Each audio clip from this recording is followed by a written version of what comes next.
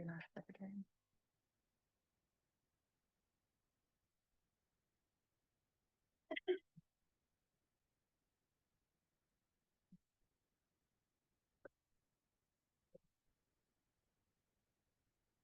Okay, now we're ready. If everybody would stand for the pledge, please. Pledge allegiance to the flag of the United States of America.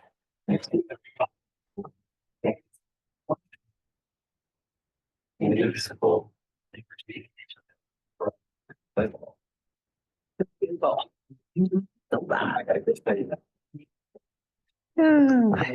Adriana, you want to do the roll call, please? Absolutely. Tonya Davis, Here. Ryan Rummel, Here. Libby Wyatt. Here. Fritz Spence, Here. Vanessa Battaglia. Here. We have a quorum. Let's see. We do have a change on the agenda here. We have just a misspelling of the name for Dan Clark of Reynolds Construction. I think it says Dane on here. So we'll need a motion to approve the agenda if there's not any more changes. I'll make a motion to approve the agenda for tonight. I second. All in favor? Aye. Aye. Aye. Motion carries. And we need a motion to approve the minutes from October 21st. Make a motion to approve the minutes from October 21st, 2024. I second. All in favor? Aye. Aye. Aye. Opposed? Okay. On to new business. Carole Stevens with the Hancock County Business and Professional Women's Club. It is the Working Women's Recognition Month. Is she here? No? Does she know the meeting starts at 6:30 and not 7? I don't know. For years, it showed up at 7 o'clock. So you might. She knew. She knew. Okay. And then we'll come back to her. Okay. Do you know if she's not coming or did she contact you, Andy? Okay. Well, we'll just wait. We can wait and put her in, I guess, whenever she gets here. Yeah. Okay. Next up, we have our construction update from INDOT Milestone with Steve Limway. Steve, are you there? Yes, Tonya, how you doing? Can you hear me? Yep, we got you. Okay, cool. So we finished the paving process. We're all paved out, and you've probably seen that all the lanes are open. Right now, they did the striping and the RPMs over the weekend, and tonight, hopefully weather permitting, we're going to start the striping of the side streets and the crosswalks of the 3 crosswalks we have on 36.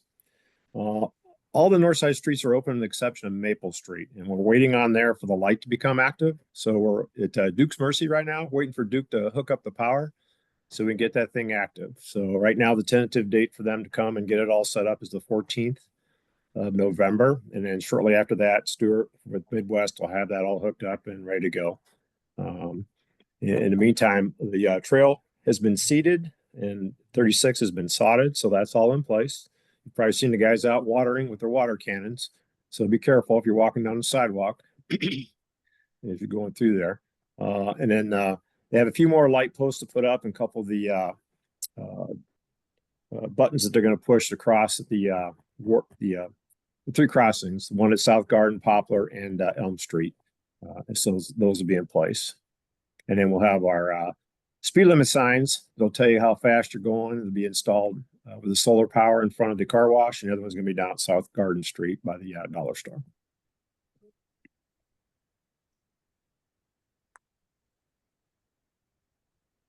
And we are going to be at 30 mile per hour all the way through town, right? Correct. Okay. Is Grant on today or are you the only one? He was trying to get on. We had some technical problems, so he might not be there. Yeah, he may not. There he is. I could kind of give you an update of what they're working on. So they have the the piece they have to adjust all the manholes to grade. So that's their next step. They'll be out there doing some concrete work around that. They'll be taking the lane as they go down through there, and then they'll have their other items for cleanup that they'll be working on as they go through. There's a couple of curbs we're going to put down there in front of gardeners to continue on down so they don't drive across the parking lot as we go down through there. And then they'll have their punch list items coming up in the next week or two once everything is in the final configuration as we go through. Okay. Thank you. You're welcome. Steve, I had a quick question. You mentioned Garden Street, Poplar, and one other street. I didn't catch the last street. And I didn't catch what that was for. Elm Street, that's where they're going to have the crossings for the pedestrians. It's called rapid flashing beacons. So when they go to cross, there's a button they push and the line will light up. So the people will know to stop when you have pedestrians across the street. Plus you'll have the Maple Street crossings, but those are the 3 other locations that are designed in the mix. I see. But Garden, Poplar, and Elm will be dedicated crosswalks that don't have a stop sign, you're saying? Correct. Okay. Yeah, or stoplight. Yeah. Yeah, thank you.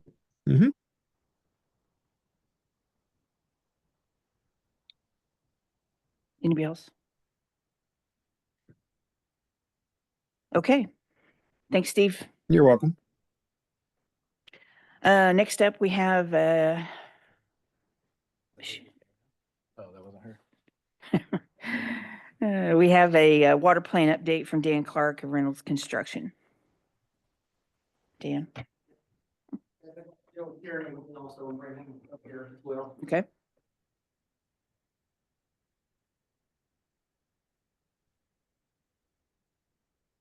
So good evening. I'm Dan Clark with Reynolds Construction, and I also have Joe Tierney with GRW. He's the vice president, and his team designed the plant. So I'm going to have him speak also. But just as we've been focused on the last few months, just fine tuning all the processes, double check mechanical. We think we've actually hired a third party to come in and assist us to get a fresh set of eyes on things. But I think we're heading in the right direction. And I'll let Joe speak to some of the chemistry items we're checking and fine tuning. But as a whole, the plant's obviously built and the finishes are done. We're just trying to fine tune the process. So it runs totally different from the old plant as far as the chemistry way it operates. So it's just these micro adjustments that we're continuing to make. And again, we had a third party come in and make some other suggestions. So we're trying those. We've actually started that Friday. I was out there a lot today making these adjustments. They just take time. And you might make an adjustment and then you got to wait 2 days to see how it comes together. So I'll let Joe speak to some other things we're working on.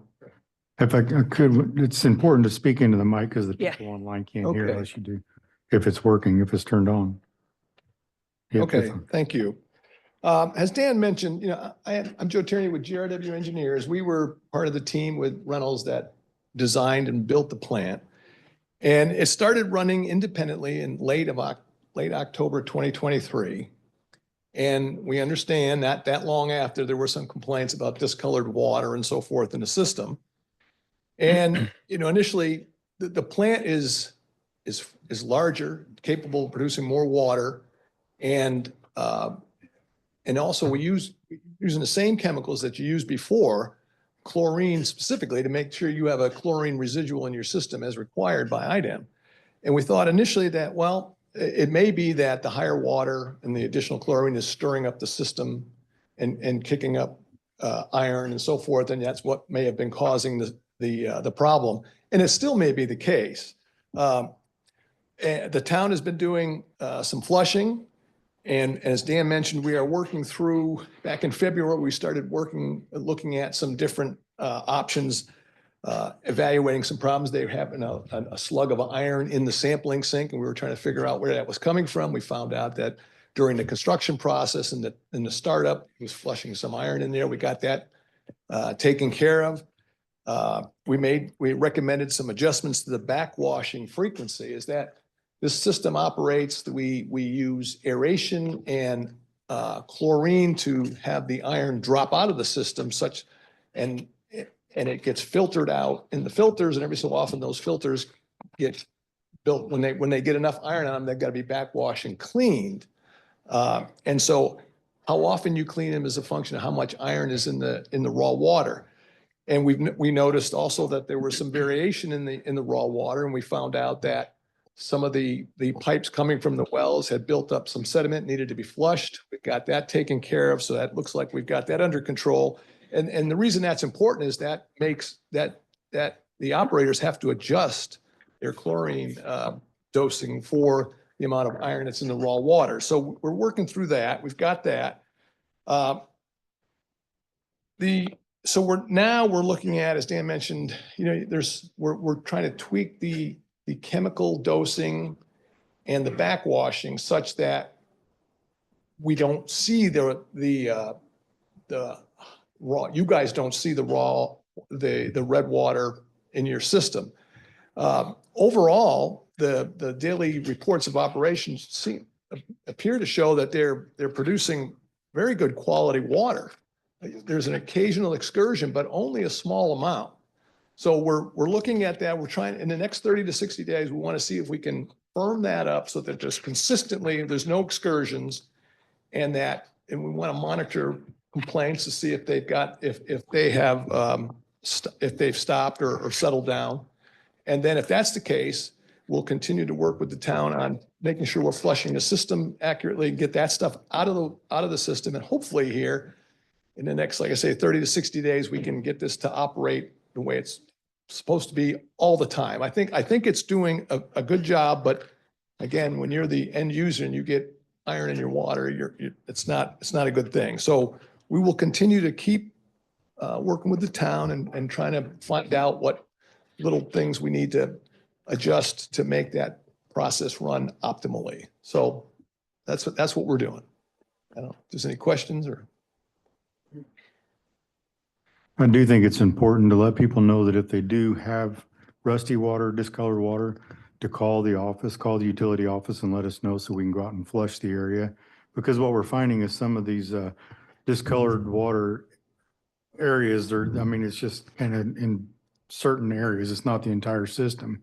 So if we know exactly where the slug or the rusty water is, we know where to go flush it and get it out of there. Yes, that would be very important for anybody listening or whatever. If you do have a problem, if you would document it, when it occurred, what was it that you saw? Was it coming out of the faucet? Did you have something in your laundry, or was it something? Because where and when and what day it occurred, we're trying to match up to see if was it a result of maybe we had a slight excursion that day and that may have caused it or so forth. Or is it still something that maybe the system has to be flushed a little better to make sure we've got that stuff out of there? So yes, I would agree that if we could get better, as good a documentation on what the problems are, that would be very helpful in getting this thing fine-tuned. How confident are you that it'll be fixed in the next 30 to 60 days? Well, I think we're fairly confident. Yeah, we're hoping. I think we've gone through the list of what it could be. You know what I mean? And so I'm hoping very much, and I know it's a big deal. So we hope that we get it taken care of in the next 30 to 60 days. Can you explain what I see mostly is the chlorine smell and the strength of the taste of it in the water. Sometimes I don't taste it at all, and sometimes I taste it a lot. So I don't know if that's based on use, is why I have certain times of the day that it's really strong, and then other times you don't smell it at all.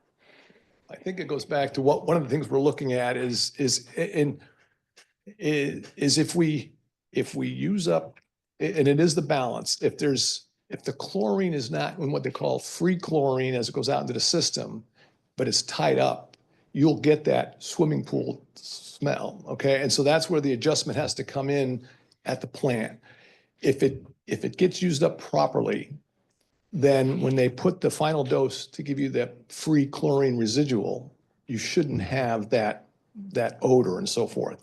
But it is a balance. And you have ammonia in the raw water, and chlorine is used to neutralize the ammonia. And it's important, what we're trying to do is balance. We're looking at the rotation of the wells, making sure the dosage is correct. We had the analyzer looked at today to make sure that's working correctly.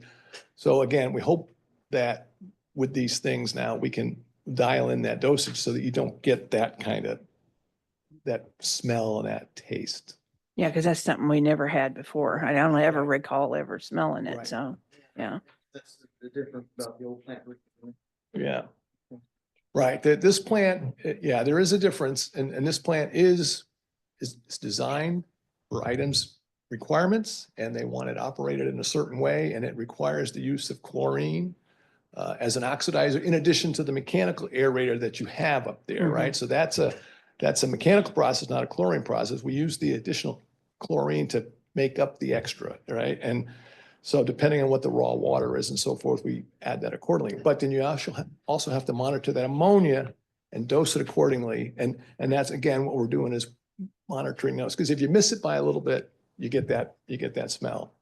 And if you get the red water stain, well, that could be the plant or it could be something out in the system that's kicked up. And you know, as time goes by, we hopefully get that cleared out of there and that should be gone and you won't see that as much. So we appreciate your patience. I know it's not a good thing and we certainly. I don't think we're the only ones that have it though. There's other towns too that go through the same thing. So Right. it's, They do. I don't think it's uncommon. It might be for our place right now, but we know why. So, Right. yeah.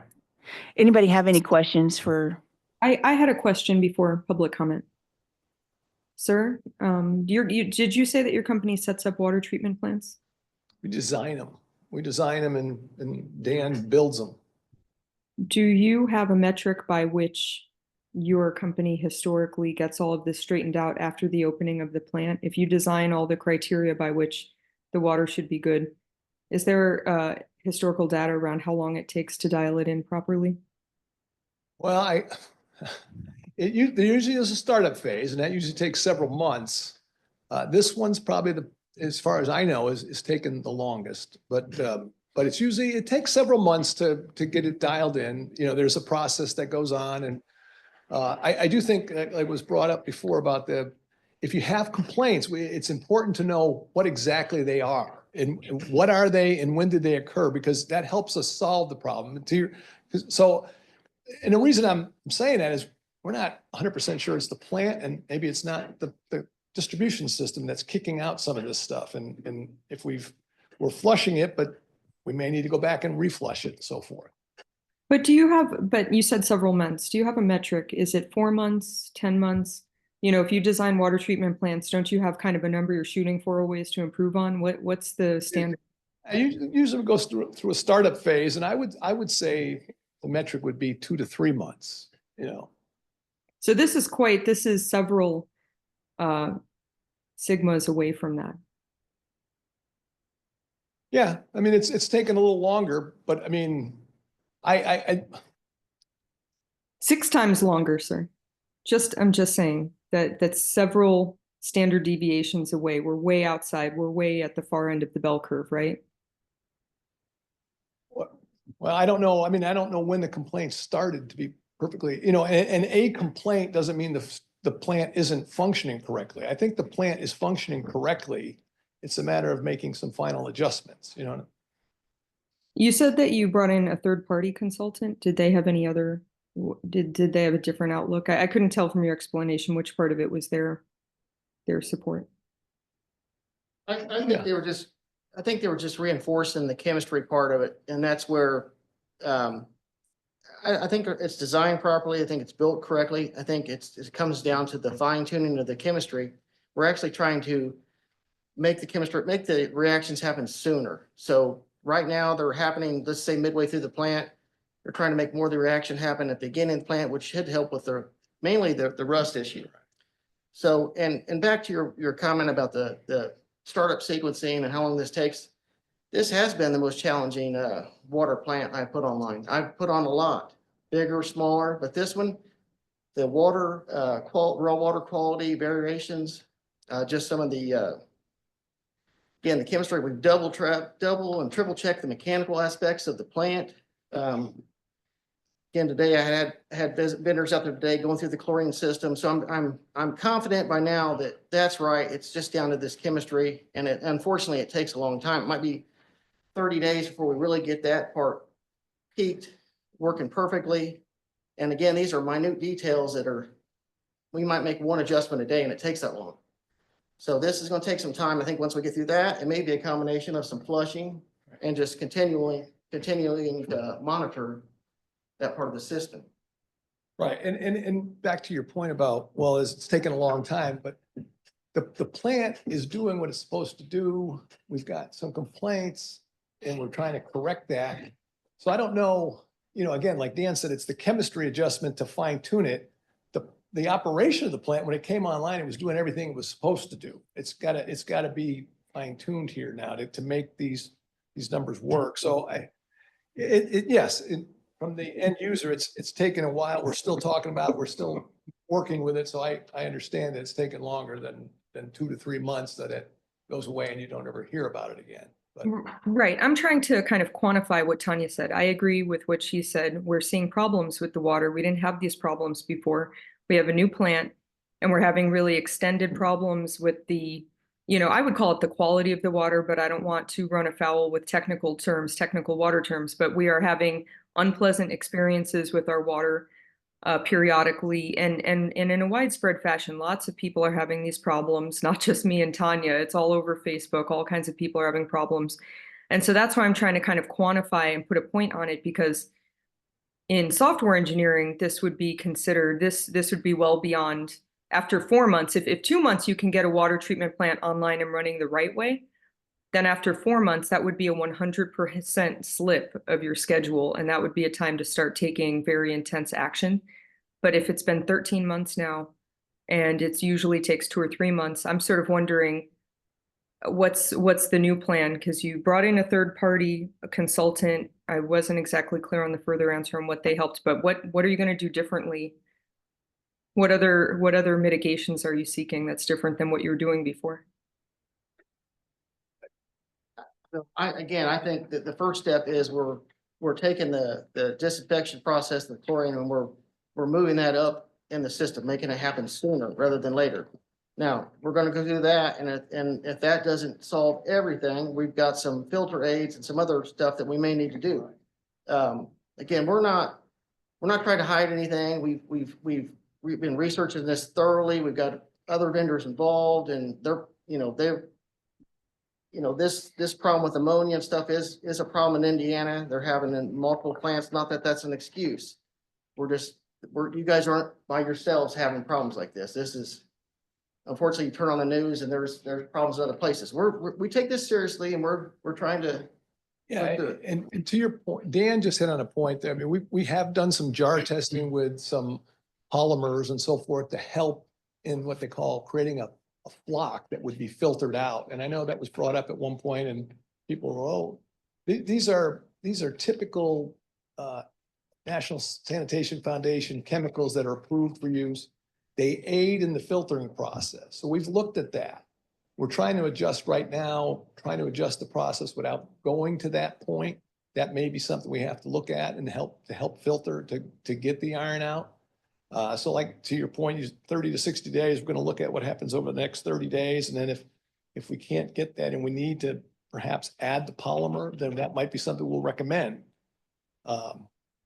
If you've got a distribution system that has built up a bioslime over the years, biofilm, that's going to continue to, you can flush it, but as that chlorine goes out in there, you talk about the old plant had good water, but it did not meet its chlorine residual in all the system. As your system grows, you're not able to, it wasn't putting out enough water and it wasn't putting out enough chlorine into the system to meet that in all places.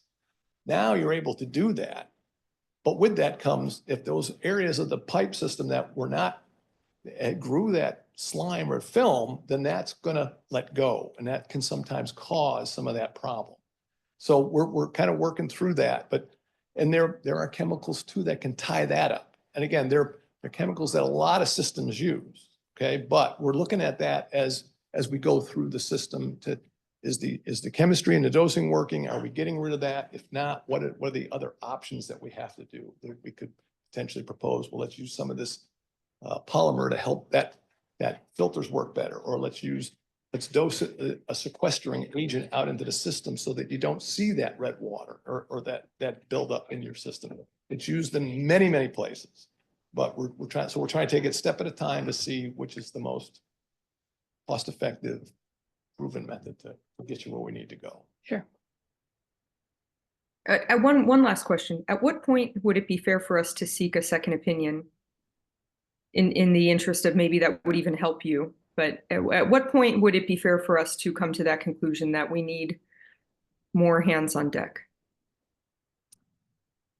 Well, that's going to have to be up to you. I think from our perspective, I think we're putting the effort in, and as Dan mentioned, we're working with another group to kind of check our math, check our assumptions and so forth, and they're basically verifying that. So if you're not comfortable, then you would have to at some point decide whether you want to make that investment into another party. Thank you for the information. I'll, that's my 2 cents to the rest of the town council for us to consider. That's all. Thank you. Anybody else? Public? I think you'll need to come up to the mic, please. Nobody can hear you online, and you won't be recorded if you're not on the mic. Yeah, can confirm. Can't hear anybody who's not at the mic. Hi, Ronnie Williams. So you talked about excursions, and I understand that you're talking about undoing decades of buildup and trying to correct it. What are these excursions, and are they excursions in terms of water quality and risk to us? Or what do we mean when we say excursions? I mean, what we're talking about, when I say excursions, what we're talking about here is iron, and iron is considered a secondary drinking water constituent. And the iron, there is not a health issue. I mean, iron is usually present in all groundwater and generally less than 10 milligrams per liter. We're putting out a product that is averaging 0.16 milligrams per liter. The limit that they recommend is 0.3. The excursions, what we've seen is in some days it's 0.36. Right? We've had a couple of days where it's been 0.56. Those are not terribly high numbers, right? But at 0.3 and above, now we're beyond that. So we feel like, well, that could be contributing to this red water or this discolored water. It's not, I mean, we've looked at these numbers and they're not very high, really, quite frankly.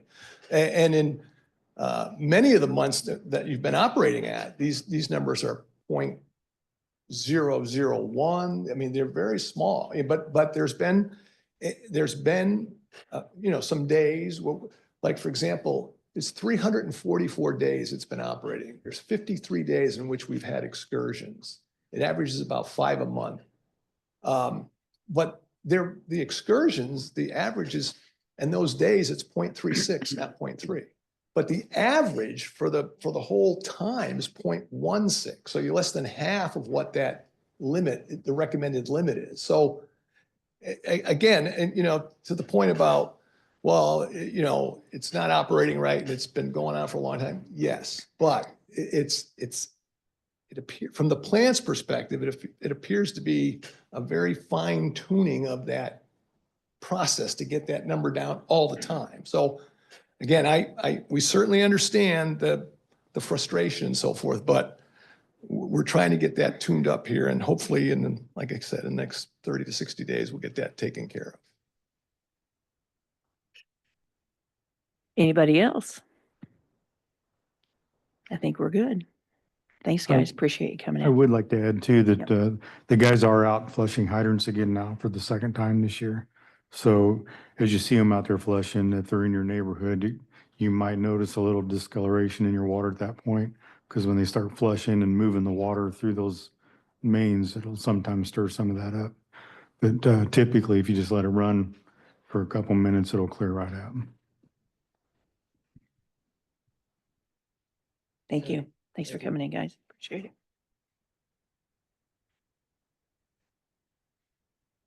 Okay, you want to just go to the BP.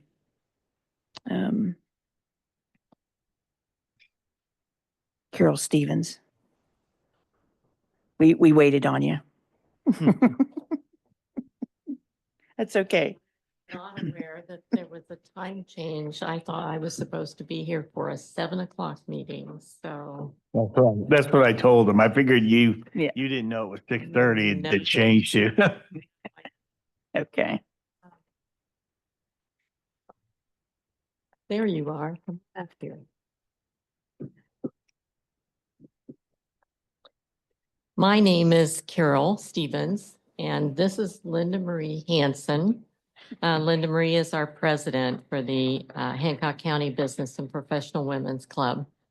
And we come this evening to ask that the proclamation be signed for the Indiana Business and Professional Women's Working Women's Recognition Month.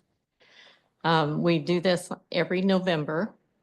We recognize women in all walks of life, but we're particularly concentrating on looking for people, young ladies and women that are also volunteers in their community. So we do try to make an effort to look for those people, and we put out a request to the community every November or every October to do recognize someone that they would like to have honored.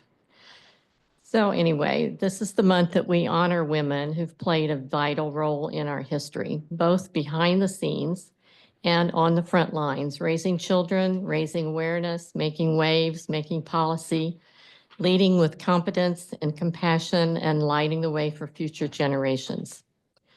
Working women are so amazing and need to be recognized. They bring businesses and professions to our community to help our town and community to grow and prosper. Out of their imaginations and talents come new and exciting ideas and efforts, oftentimes while being responsible for families at home. So in October, like I said, we asked for nominations. And we're looking at qualities such as passion, generosity, commitment, optimism, dedication, and supportiveness. One woman has been identified by our organization through a nominating process from the Hancock County area and will be honored later on in the month of November. We'd like to have that be a surprise, so we're not announcing tonight who that woman is. But please watch the news, watch Facebook, because it will be announced once she's received her presentation. We would like to encourage you to honor the efforts of working women in your life and in some way during the month of November. So let them know that they are appreciated. And we thank you very much for your time. And we're going to have a proclamation signed at this time by the town president. Yeah. And I'll read the proclamation here. Whereas the month of November 2024 has been designated as Indiana Working Women's Recognition Month to honor all working women whose accomplishments give fitting recognition for their services to this community. And whereas no event could be more deserving of the support and participation of the community than one dedicated to these women who represent all phases of employment. And whereas the inspiration and encouragement we give to develop qualities and character essential for more young women to enter the working force as a career are very important to the future of our city, state, and nation. Therefore, we, the Town Council of Fortville, Indiana, do hereby proclaim the month of November 2024 as Indiana Working Women's Recognition Month. And we urge all citizens to be aware of this highly deserved observance. Thank you. And I'll sign it. Let's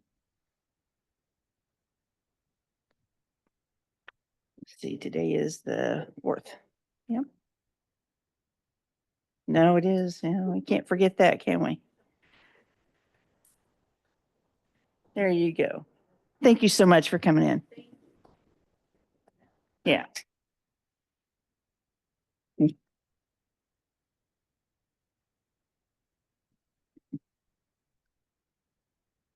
Okay.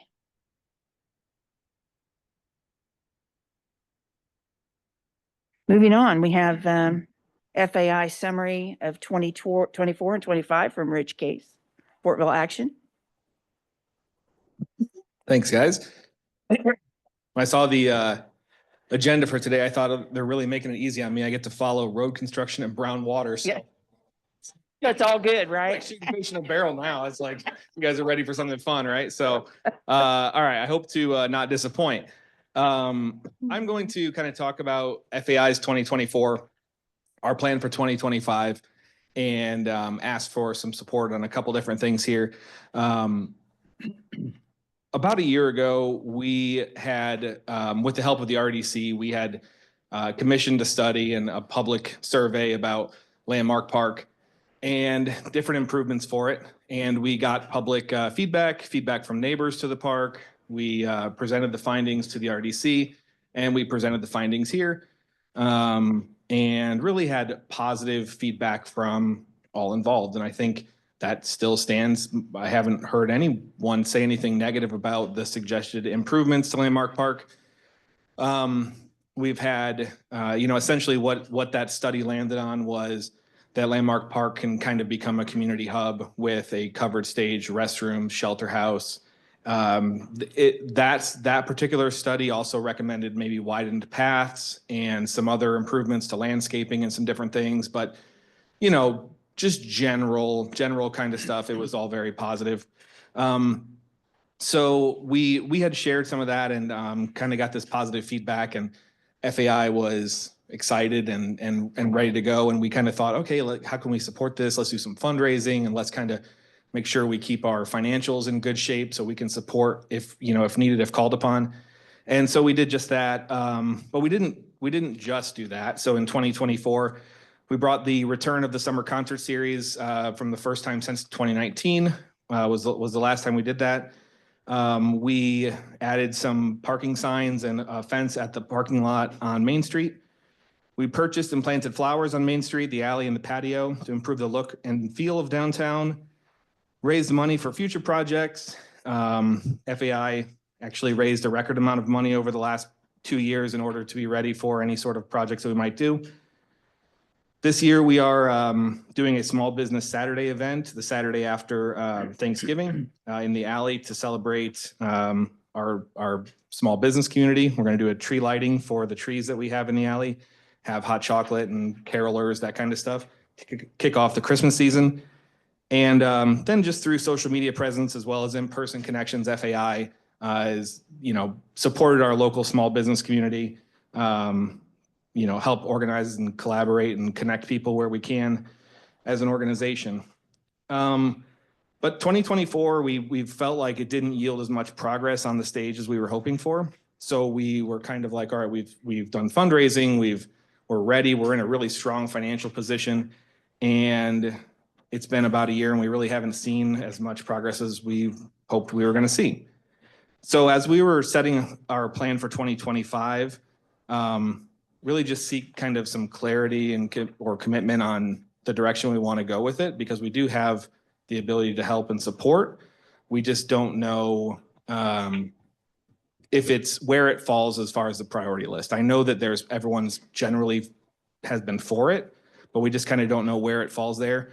And then I sent a letter earlier that I'm going to read here today. This is just on behalf of our membership. So I emailed this to you guys just a few hours ago, but I wanted to read it today and then have you guys have a copy if you so care to reference it. So it says, "Dear council members, I'm writing on behalf of Fortville Action Inc. to provide an update on our ongoing efforts to improve the community and in particular Landmark Park. Over the past decade, Fortville Action Inc. has contributed over $100,000 worth of services and improvements to our town, along with countless volunteer hours. We've completed a number of impactful projects, including the alley, the patio, providing little libraries, holding concerts, throwing festivals, supporting other local organizations in their own projects. Additionally, we remain committed to supporting our business community through various initiatives. A little more than a year ago, we took on one of our most ambitious projects, funding and driving the improvements of Landmark Park. Given its central location and aging facilities, our goal was to reinvigorate the park, increase usage, ensuring that it continues to serve as a focal point for our community. With the help of the RDC, we hired an architectural firm to conduct surveys on what the public wanted to see in the park and how to best achieve those goals. The public responses were overwhelmingly positive, but as the project progressed, we've seen the scope and scale shift, and unfortunately, it seems to have stalled.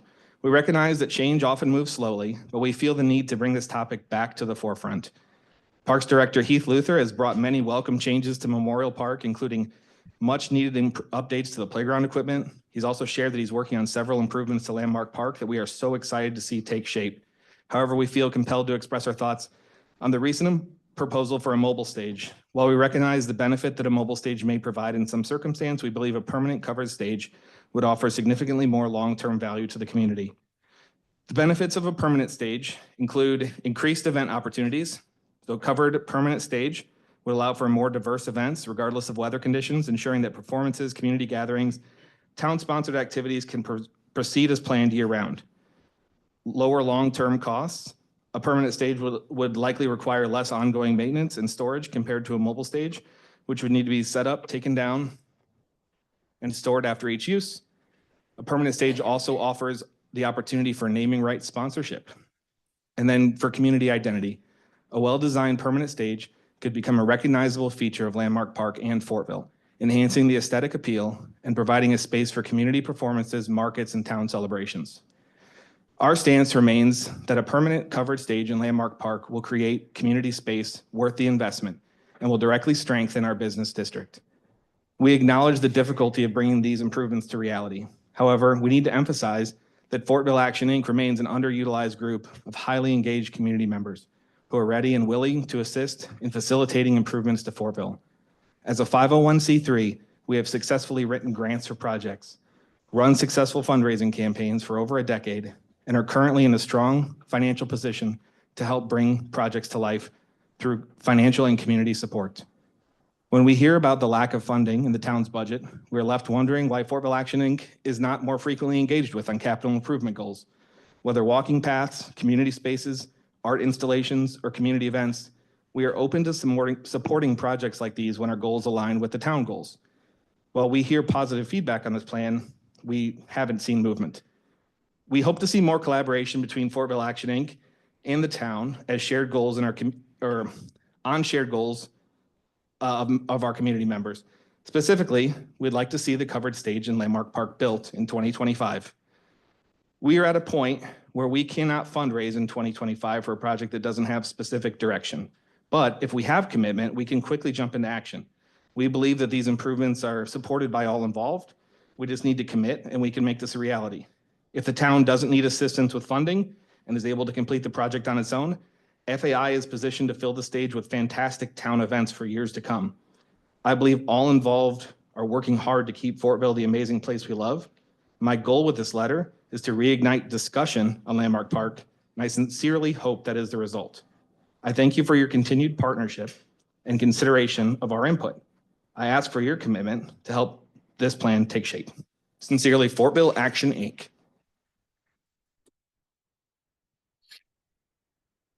So that's what I'm looking for. We're trying to plan our 2025, and we don't want to make a plan around the stage if the stage isn't going to be a part of that. We put a lot of our projects and different things kind of on hold in 2024. And while we did have some impact, it wasn't as impactful of a year as we would have hoped. And so I guess that's what we're really looking to find out, if this is something that we can have commitment that it's going to be a priority in 2025, or if we should find other areas to support or other projects to get behind. I didn't know you're waiting on us to make a decision. I thought it was the RDC that all this stuff had to get through first. No, it's not so much Yeah. waiting on the town council as much as it is if we had like a confirmation of this is something we are behind, we want to do, then, you know, we can stay ready to support, but we don't want to, you know, kind of lose another year, I guess, because we're sitting really, really well financially, and we're sitting really well as far as our fundraising structure and our, you know, the support we have, and we're ready to kind of jump in, whether that be to support the stage being constructed or to just be ready to just do a few years of just blowout events, so much, you know, programming and stuff for the stage once it's created. So So where are you wanting to put your funds? I mean, is that, do you have a preference? We And that's- we can go either way. I mean, honestly, we would love it if the town would just say, hey, let's write the check, let's make it happen. I think my research I think you could. It's not technically in the RDC, but any improvements to Landmark Park would definitely support the bordering TIF district as far as the impact that it would have on pulling people into that area and supporting that area. I mean, I think that it's something that could be supported through the RDC. I'd have to ask Alex on it, but given that the RDC directly borders Landmark Park, I would think improvements would show a positive impact on the TIF district. If that were the case and the town just decided that they wanted to do it that way, we would love to do it. I mean, we could put on events totally, we could do a fantastic job in 2025 hosting events and filling that stage up. But we don't want to spend them, we kind of just need clarity as far as which direction the town wants to go. Yeah, I don't think FAI is losing any interest in this partnership that No, we've all wanted. not at I all. think, in my perspective, is that we need somebody to plan a meeting and get it going. And I think that's what you're asking for, is it to be moved up and get going. Sure, yeah, because I don't doubt, I haven't had anyone tell me, oh, this is stupid. I mean, sure, there's some people out there. Now that we're on the internet, someone will say something. They'll be saying that tomorrow. Yeah. Yeah. No, like it's fine. I haven't had a lot of people be very vocally negative about it. It's just, there's so much else going on in the town. I understand that. So my goal is to try to bump this up in visibility and priority and try to make this happen in 2025. I know there's been some groundwork that's happened between Joe and Heath and some conversations that have happened. It's just, as we're trying to plan out our year, we need to know sort of where it's at with it. I think we need to start looking for people that put out some bids and do some pricing. And I'm really not crazy about the way that Fine. design was. I Yeah. could see something a lot nicer being Sure. there than that. Yeah. A little more functional. I think there was a few things that it didn't, but stuff like that, I think we need to discuss and, and I think, that's probably something we should do, is just have a meeting and get busy on it. Well, he's here. Does he have anything to say about? Yeah. Heath, do you have any input? Progress for Landmark. I mean, I'm not sure what you're working on over there for projects right now anyway, but playground equipment, or what was if you don't mind. Parks Manager. As previously discussed, from a budgetary standpoint, it's hard for me to plan stuff out if I don't have the money for it. Right. And so given the fact that we just spent a fair amount of money on new playgrounds that, are done but are not done, we still have some concrete and some things to do. As far as, this is probably a Beth conversation as well, as far as budgeting something long-term for improvements. I did go out, per, discussion with Mr. Case here, and I had sent FAI some quotes on a permanent restroom and shelter structure, as well as redoing the playground over there. So there's some numbers available for that, initial numbers. But it sounds like they want to move a different direction as far as the stage is concerned, and not really focus on those other things. So, I mean, it's something that we can have a conversation about, but again, unless the RDC wants to pony up some money, I don't know where we get it from on our end, from a parks perspective. Obviously, I'm not necessarily privy to some of the other stuff that happens with, general budgets and things like that, but, our parks budget is not. Yeah, we're aware of what your budget. Right. It took about 4 years to get the 200K up for the current restaurant, or current playground. So, I mean, that's kind of where it's at. We can sit down and have conversations. Obviously, I would love to be able to just snap my fingers and have everything redone. But we've got some other things within Memorial Park that are more of a current safety concern / maintenance concern that we're going to have to get handled, that aren't going to be cheap before we, look elsewhere as far as adding, new playgrounds, that type of thing. So. Okay, so to move this project into a priority, let's just say we don't have to worry about your budget. I mean, this isn't going to go anywhere. I mean, there's no plan, there's no forward thinking, there's nothing to be able to say, can we do it or can't we do it? Because there's no plan. And how do we come up with a plan, I think is my question. Or can we create a committee to have these meetings to say, what do we have? In the meantime, you can talk to Beth, right? And find out, is there money? Alex, Right. what is the ability to the RDC to get involved in this? I'm curious to know if we are overstepping when we say that. I don't know. No, I don't think you're overstepping. I Okay. think we would need to tie it, as Rich said, to a benefit to the TIF district for the RDC to be able to utilize its TIF proceeds for a bond or for an outright payment. It's common. We've helped do this in Fortville and in other towns. And so I think there is that connection that if the RDC was willing, and then the council, of course, has a role to play in those types of issues. If it's a bond deal as well, it's something that we could look at legally. Yeah. We have a few things we could probably do, especially we like to spend RDC's money because they're not here to say anything. Of course. Yeah, of course. Yeah. It's free, right? No. Yeah. No, the reason I was thinking so much about it is I found on the Indiana state's website some guidelines for TIF fund usage and RDC usage. And, essentially, it boils down to it's projects that serve or benefit the district, right? And so with the proximity of the park to the TIF district, and with the idea and the thought and the goal of pulling families into that area who will shop, who will eat, who will have that be part of their daily routine when they bring their kids down after school or different things like that. It's hard to argue that there wouldn't be a positive. I just am not totally familiar with the legal requirements of like how much of a positive it has to be in order to qualify. But it sounds like it would be able to be funded through the RDC, and that would be fantastic. Like I said, if the town found a way to fund this, and some of the conversations that I don't know how long the bid process lasts or anything like that, but the actual construction could be as quick as potentially 90 days on something like this. FAI would stand ready to just do a huge blowout of events spring and summer of 2025 if this is something that we could get moving. We could do family events, we could do concerts, we could do dueling pianos, we could do, there's the amount of stuff we could do to just kind of make sure that it was worth doing. Sure. Would be huge. So I would, at this point, I mean, I'm glad to kind of give some time to discuss it, and maybe I'll swing back around in a month or next month or so and kind of see if there's any updates for it.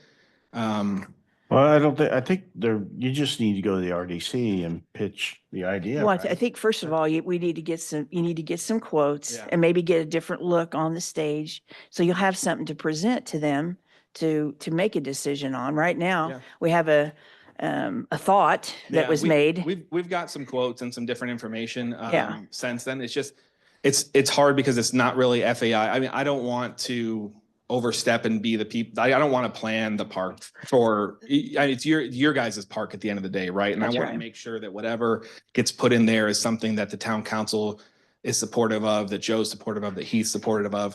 We as FAI, what we want to do is kind of help fill any sort of gaps that there might be, whether that's funding gaps. We have done the survey and the study, and we've made sure that we've reached out to neighbors and stuff, and we can provide that obviously. But we don't want to be the people that are out there shopping, for stuff. Because it's at the end of the day, it's really up to the town as far as. So you want us to go out and get the people to bid on this stuff? Sure do. Yeah. I mean, unless you want to trust me to go, I mean, I'll shop. No, I'm. You know what I mean? Like I'm glad to do it. I'll go online and I'll have something picked out tonight. I'll send it to you and say, here's what we're getting, Tonya. My concern is who owns this project. Yeah. Yeah. I mean, you guys are great idea people Yeah. and great at fundraising and all of that, but I mean, if you build it, are you responsible for it? I mean, it's our property. It should be the town project. Yeah, We I should agree go with out you, to Joe. bid. I agree. Follow the proper. That's kind of where I was headed with that. I think it should be us that go out. Agree. All I would ask is if there's gaps, if there's things that are holding up hurdles, we can go and get grants. We can go and easily get tourism grants. We can get grants for like accessible equipment. There's so many things that FAI can do as a 501c3. On top of that, we have cash on hand. If there's gaps, let us fill the gaps.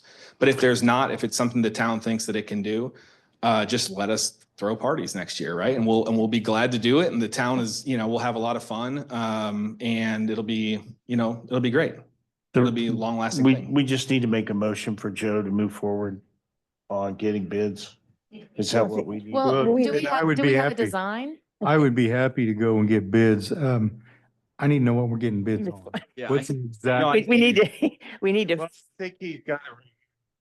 well, we don't like that. That's a- I mean, we need, I know but they, I. some parts of that we do. I don't. I think I you- know you don't like it, but this is basically the plan. So And it was, Just That's a build. concept. It's But not- if I may, what we're looking at is not what we have been looking at is not a custom stage.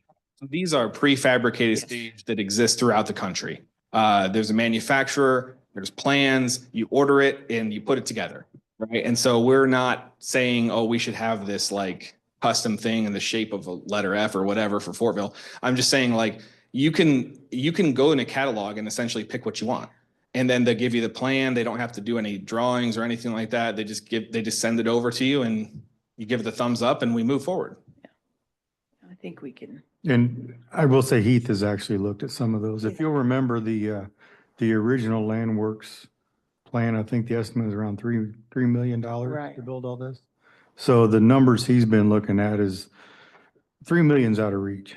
The numbers that he's been looking at for the same type of structures, maybe not the exact structure, but something like you said, it's a prefab, or they have a plans, all raw material that we could build it on site or have a contractor, significantly less than the $3 million. And we might need to do pieces, do it in parts and not do it all at once. So I'm hearing that the most important part would be that stage. I think the stage gets you started. Yeah. And then I think definitely the next thing would be restrooms to me, Yeah. just to me, because Yeah. so many, when you're planning events, knowing it from our side of things, what we want to do is Landmark Park is used, and you guys get these requests that come in, like we have church services, Landmark Park, we have concerts in Landmark Park, we have people use it for yoga, right? Mhm. All kinds of different things. The restrooms and the stage make it easier for these kind of like small pop-up type events to happen, for farmers markets, for these kind of things. So I would say the stage is kind of what kicks it off, and then shelter house and restrooms next, and then the really, I mean, when you talk about drawing in families, playgrounds is a big thing too. And my understanding is of the numbers is each of these is about 200,000 in that range, not significantly more or less. And so, yeah, you're talking at least 600,000 for 3 improvements, and it might be a multi-year kind of thing, or maybe do 2 and do 1 in a future or something like that. But either way, I just if you guys could talk about it, and then I will come back, or we'll have a further conversation, because as we're trying to plan out our 2025, we don't want to sit on a bunch of cash. We want to make sure we have a positive impact. If it's something that's going to be a years out kind of thing, that's totally fine. We just want to make sure that we're able to kind of focus our attention elsewhere if that is the case. So Sitting on cash is not a bad thing. Yeah. One thing that I want to it's not our bring up cash, is- it's like Yeah. donations and stuff. So we feel like we have to Right. put it. For sure. Yeah. One thing that I do want to bring up is, as far as the stage goes, we can come up with a stage, we can come up with a plan. I think the biggest thing is, where is the optimal place to put the stage? I know where the plan shows it being in the middle of the old soccer field in Landmark Park. I've heard others say that it need to be elsewhere, maybe, located to where it could be utilized facing either direction. So if it goes more like where Church Street cuts through there where the concrete slab is, they could have a concert facing into Landmark Park, or if they wanted a bigger one, they could do it facing the soccer field where there's room for more people. And then that doesn't get rid of the fireworks and all that other stuff as well. I just need some direction on that as far as where the location is going to be. I trust you guys. You do now. You do now. Okay. One other Yeah. just piece on the financing to make sure, and this is a conversation for Heath and Beth and the council. While the RDC can very likely utilize its funds on the build and the infrastructure improvements, it cannot use its funds for ongoing maintenance. So that becomes an ongoing budget issue that will be an important question, you know, what's it take to maintain that? Because then that's going to impact Heath's budget of. Or maybe it's the person that sponsors the stage. Yeah, Puts their so name on it. I mean, Something to Yeah. numbers, what do these things cost to maintain? What do we anticipate and making sure that we don't get it built and then can't maintain it? Yeah, and just for, I mean, not to get into specifics, but when we were having initial conversations with people, we have a verbal commitment from a local business that would love to sponsor for $10,000 a year as far as naming rights to be the so-and-so stage, right? And that offsets a lot of cost. Within 5 years of that, if it's $200,000, you've paid for a quarter of the stage. Sure. And then on top of that, you know, I'm not advocating for huge rental fees or anything because I hate that. But, you know, there's going to be some income, I'm sure. The church, as I was talking to the local pastors, they paid $8,000 for their stage when they did service in the park. So I'm sure you guys can rent it out for less than that and put that money back in the church's coffers. So there's a lot of great opportunities having a piece of infrastructure like that in place. And I think not only does it potentially make sense financially as a community kind of thing, it's fantastic. We talked about a muralist getting out there and doing something really cool, some cool Fortville type art. There's a lot of stuff we can do. We just need to commit and get going. So We'll get going. Well, I appreciate you bringing it up again and staying on top of it. Thank Because you. we need someone to manage that sometimes. Joe has not lost interest in it, I know. But I this know. has been a very interesting year for him, I think. It has. taken it's his such attention it's a away. quiet So- year in Fortville. Yeah, so I'll come back around and then we'll just I'll let you guys kind of talk through some things. I'll come back around and we'll just get an update on what you think and where we can help if anywhere. And otherwise, if not, we'll hopefully plan on doing some fun stuff. Okay. So Sounds good. any other questions? Thank you, Rich. Appreciate it.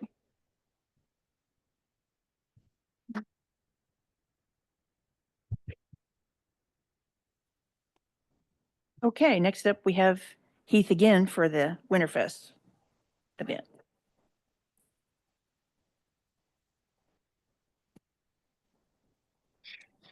Heath Luther, Parks Manager. I believe we've already gone and approved everything for the year. I think we did Summerfest and Winterfest at the same time, but I wanted to turn in the special event request just to make sure you guys had it for that day. This year, Saturday, December 7th. My asks from you, as always, will be to close Main Street from, I'm assuming the point will be open by that time. Yeah, Main it will be. Street. So Yeah. closing from there like we always do, up to Stat Street. One change we made last year was moving the skating rink to the public parking lot. It worked out much, much better. I would like to be able to do that again, as well as using that. The parade will happen as it always does, same route, starting in Memorial Park, just working across Church Street, a little jog on Stat, down Knoll, back up Main, back into the park via Church Street. I think Natalie said right now there are 16 floats and or people. So we've got that handled. So that would really be the request I have is just getting your guys' approval to close Main Street for Winterfest itself.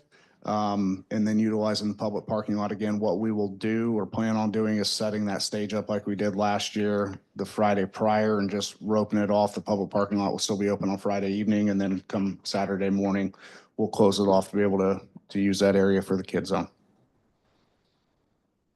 Can we just make sure we've got somebody in the park for the parade that can direct people where to go? And I feel like last year that there was nobody in charge. Yeah. Yeah, we'll get that handled. Oh, my favorite event. What do we need to make a motion? Motion, we need a motion to close Main Street, is that what we need, or what do we need? Main Street, public parking lot.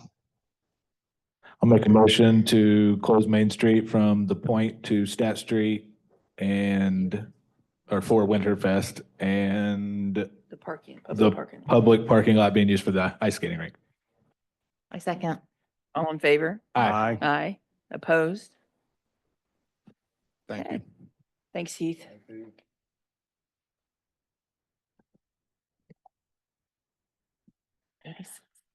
Okay. Council to consider allowing above-ground electric lines in town right-of-way in front of 8683 North Fortville Pike to serve for the Buyers Estate project. Adam? All right. Good evening. For the record, I'm Adam Zaklikowski, the Planning and Building Director for the town. So this item before you tonight is for the Buyers Estates project, the new subdivision that's being built by Lennar Homes to the east of Mount Vernon North, east of Fortville Pike. As I'm sure many of you have seen, it's well under construction. They're putting in the infrastructure right now. As part of it, they need to expand the electrical transmission lines in the area to provide service to the subdivision. And the town has an ordinance that's on the books dating back to 2017 that requires any new power lines be put underground. Certainly within the subdivision, all the lines will be underground, but there is along Fortville Pike, a section of transmission line that exists today above ground. And it goes up to an outlot right in front of the neighborhood. And they would basically be extending a portion of that line that would be within town right away, that would be above ground. And then from there, once it goes south of 8683 North Fortville Pike, then it would go over to an easement on the Buyers Estates property. So since it's not in town right away, they would be able to have that above ground. So what you're being asked to consider is basically a section of power line that would be going at the south half of 8683 above ground in town right away. And we do have representatives from Nine Star here as well as from Lennar. When we looked at the cost of doing that, obviously the cost would not be borne by Fortville town government one way or the other. The cost to put those lines underground, even that small section of line, I want to say it was like $28,000 or $30,000 up to over $100,000 just to put that small section underground. And then also, lastly, it would be a very limited benefit anyway, because legally they're allowed to go above ground as soon as it exits that area and goes onto that easement. So under the criteria of that ordinance, the council functions as the town's public works board. And so if you recall, we had a similar situation with Bright House Communications about additional power line, additional above ground utilities. It's the same ordinance at work. So I'd say if you have any questions, again, they're just seeking to be able to do above ground lines. Thank you. You folks have anything you want to say? Yep. Yeah, I actually had a question. I was on mute. Adam, with Bright House, their thing was that they were wrapping additional fiber around existing cables, right? And that was sort of their justification. Right. Right, they were wrapping something around something that's already there, but in this case, this is new. This is all new. Yes. In this case, again, it's a small section. I don't have the lineal feet in front of me, but it's a small section that would be within town right away, that would be above ground. And then from there, once it exits that right of way, then it would continue above ground, but not within right of way. So it's not within the council's purview. So while they could put that small section underground, it would basically, you would go from an above ground section to a very small below ground section, and then it would come back up out of the ground. Mhm.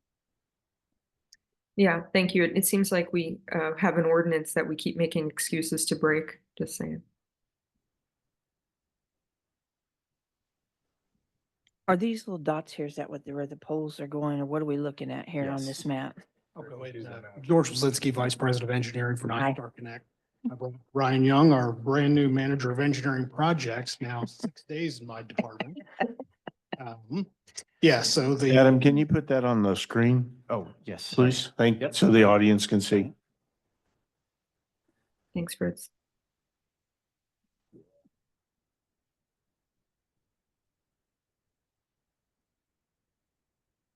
And sir, can you speak into the microphone as well? Just, we're doing periodic reminders. Thank you. Sure. Well, he's working on that. So in front of 8683, we're looking permission to set 3 poles within the town right away. That's that. Yeah, good.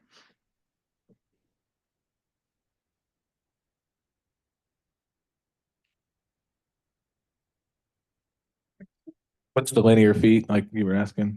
I believe it's 460 feet. It's a fairly large parcel and there's a house and a barn. Yeah. No.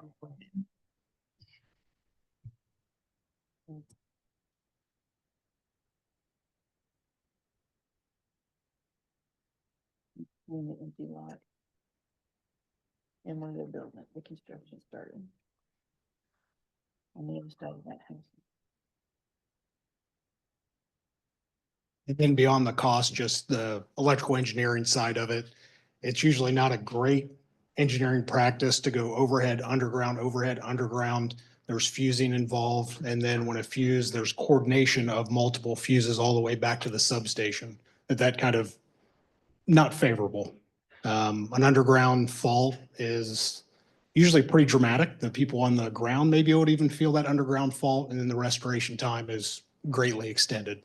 In a subdivision, there's opportunities. The phasing kind of loops through the subdivision and at individual transformers. You can pull off, backfeed, isolate small sections. With this being main distribution, we'd have a potential to backfeed, but not guaranteed, and the restoration time is that much extended.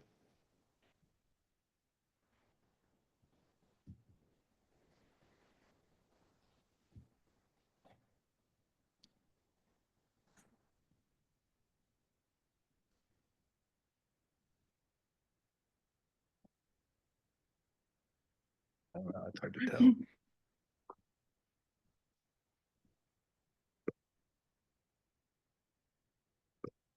So if we take a look at the exhibit here, so where the cursor is, this is their subdivision entrance. That's at Byers Street.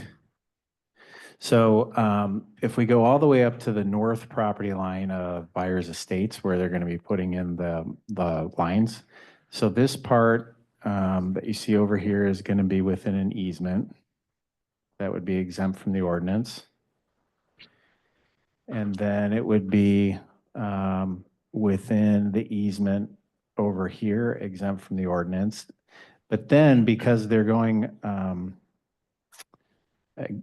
across that outlot, the Schrogen property, where they are going to be, they acquired right of way, the developer acquired right of way to put in a sidewalk, but they don't have enough right of way to, they don't have an easement. So they would have to utilize town right of way, town property to put it in there. So where you see these blue dots, that's Adam, where. I don't think you're showing anything, Adam. I'm sorry. Okay. I'm sorry, I didn't mean to interrupt. I don't think you're showing. Yeah, a sorry visual. about.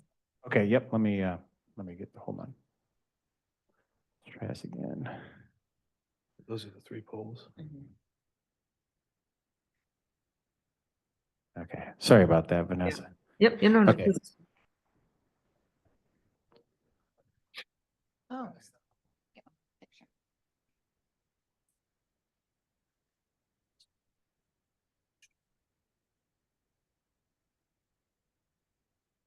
So you're getting rid of these?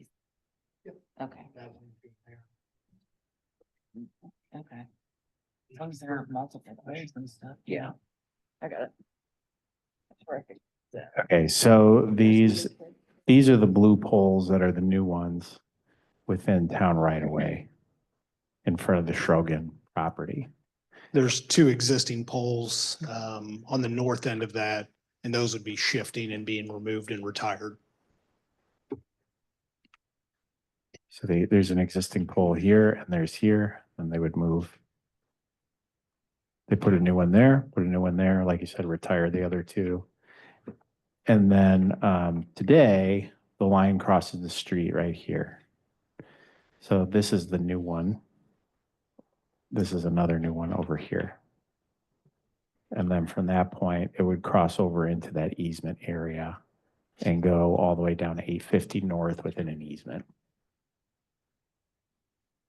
So really, if you were inclined to grant it, what you're allowing them to do is to relocate and put new poles in over here and retire the two that are already here. And then add another one above ground right here. Does that make sense? I'm sorry, I don't think I got this portion of it in the email, did we? Nope, he just brought that up. He just brought it up to. That's a Okay. copy of our staking sheets. I apologize. Do we have to make a decision on this tonight? Because like I said, we just got this. I haven't even went out there to look and familiarize myself with it or anything. It's up to you guys. Because like I said, I didn't get all this information on, Yeah, in terms of what he handed out, I don't know. I what mean, he are you handed guys in a real time crunch to make a decision tonight? It's probably more for, Okay, come on up.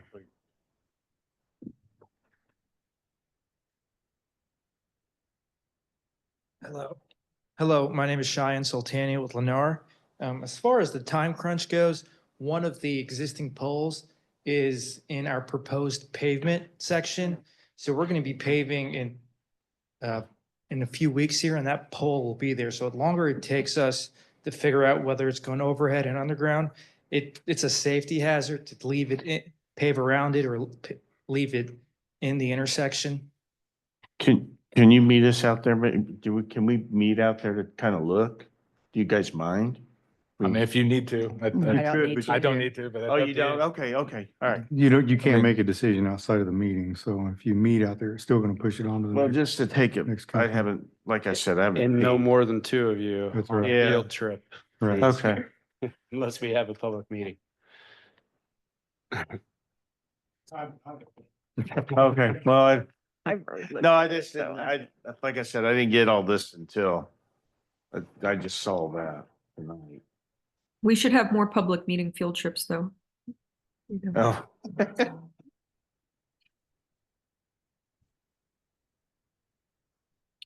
I don't think I have an issue with it because there are already two existing poles.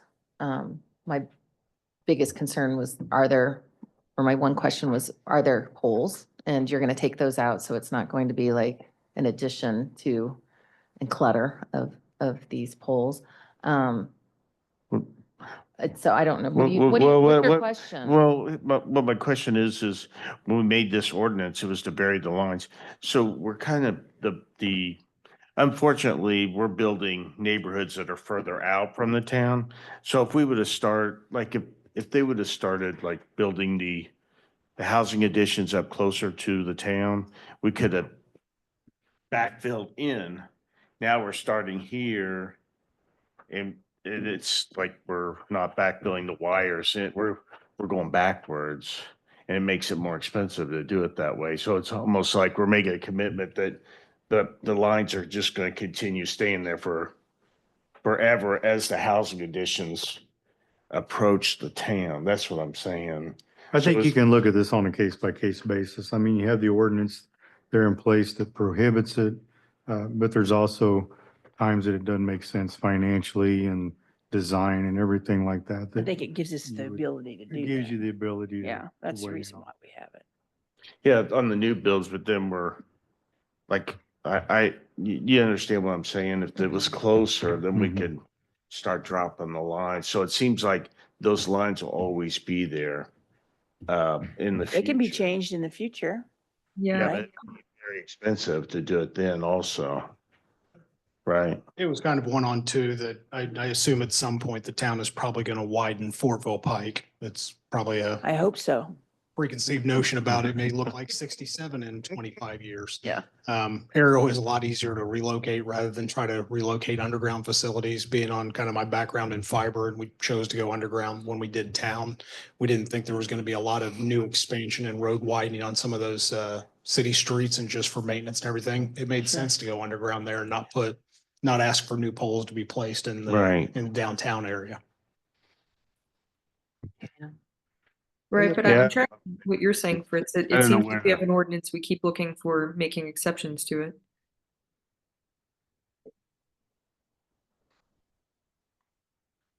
So to bury it, it's $180,000 roughly. 140, just under. 140, yeah. And then to not bury it, it's 10,000. No, but 25, 26. I Oh, think 25, it's so that area. yeah. Wow. $100,000. It gets better if it's not, or gets better on a per foot base if it's not so short. Okay.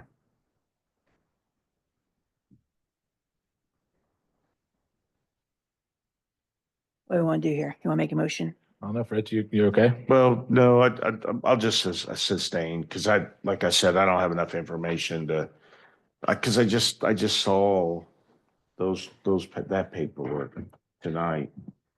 I think it only makes sense, but Okay. I'll make a motion to approve the above ground power lines for the 9-star project for Lennar. Is it Lennar? Yes. For the Lennar addition. I second. All in favor? Aye. Aye. Aye. Opposed? Abstain? Sustain. Motion carries. Thank you for the consideration. Thank you. Thank you. Appreciate it. You want this back or you It's up to you. want it, Fritz? Oh, thank you. Councilman Fenn? Thank you. Thank you. Like it? Well, it doesn't matter now.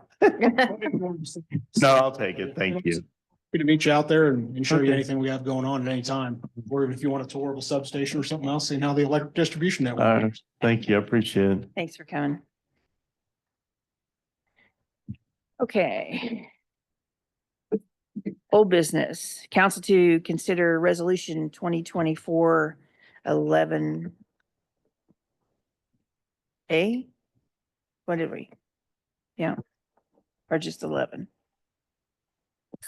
All right. Just make sure we got everything. I'm asking. 11A. Thank you. Yeah. month Okay. number and then- This is for the 10-year comprehensive plan. Adam? All right.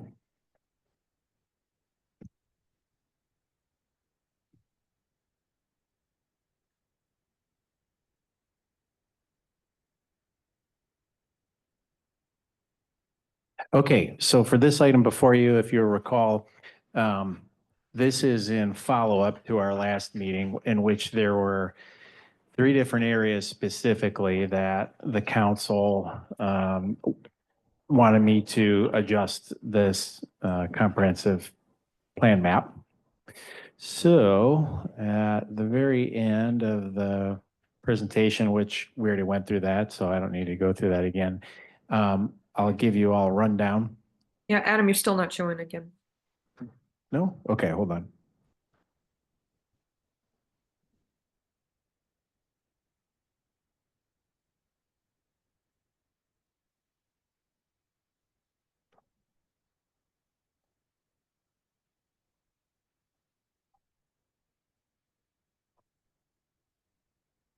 There.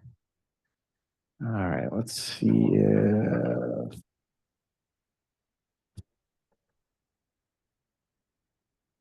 There we go.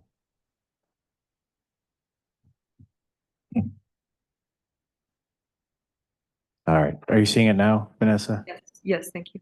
Great.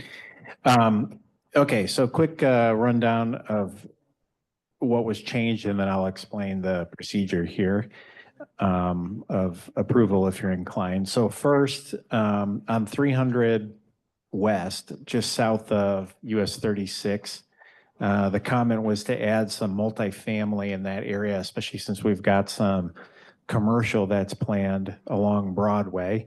So went ahead and added a 14-acre area of multifamily suburban.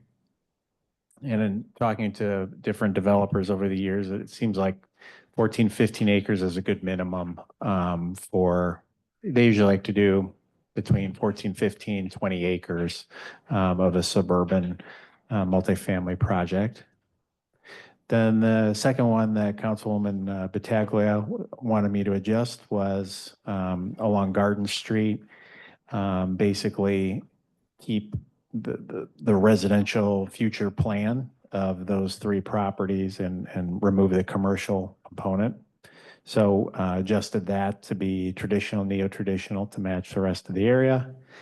And then lastly, the common came up for an area between Stat Street and Church. There's a couple residential houses now, but felt like in the future there could be an opportunity, somebody to do, whether it's those property owners or future property owners, to do commercial. So that was changed to residential, traditional, neo-traditional to multifamily and or commercial, small town, urban. So then procedurally, what I did here was, if you recall, this needs to go back to the Plan Commission since they certified the approval or the proposal prior to making these changes. So what we added here is that if you are inclined, you could adopt it here tonight, but then number 2 in the resolution, it says, as the map includes changes requested by the town council after certification by the Plan Commission, the comprehensive plan amendment shall be effective immediately upon approval of the changes by the Plan Commission at their meeting on November 26th. So if they agree, then it would take effect. If not, it would bounce back. So if you have any questions, I'd be happy to address those. Thank you.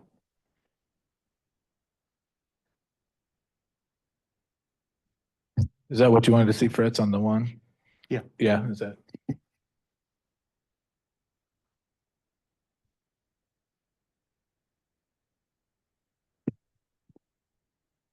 Good. Vanessa, you happy up there? Yeah, thank you. I'll make a motion to approve resolution number 2024-11A.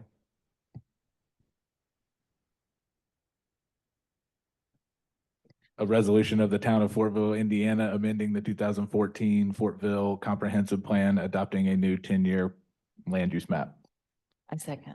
All in favor? Aye. Aye. Aye. Opposed? Motion carries.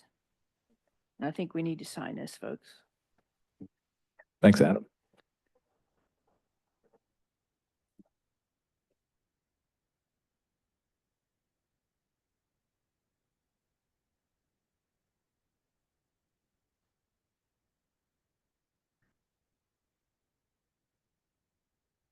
Okay, next we have department reports.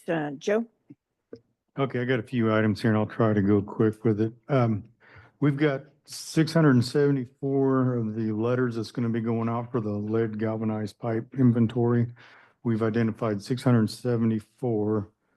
I don't want to say right. We identified there's 674 that we do not know the material of the service line that's going into the properties. So we're required to send out letters to those folks. And in the meantime, that letter is also going to ask for a survey. If anybody could help identify the line that they have coming in the house, they can either go on with a barcode, scan it, send in pictures and let us know that way. That'll actually go to Commonwealth. That's our engineering firm. So that's who will get that and update it.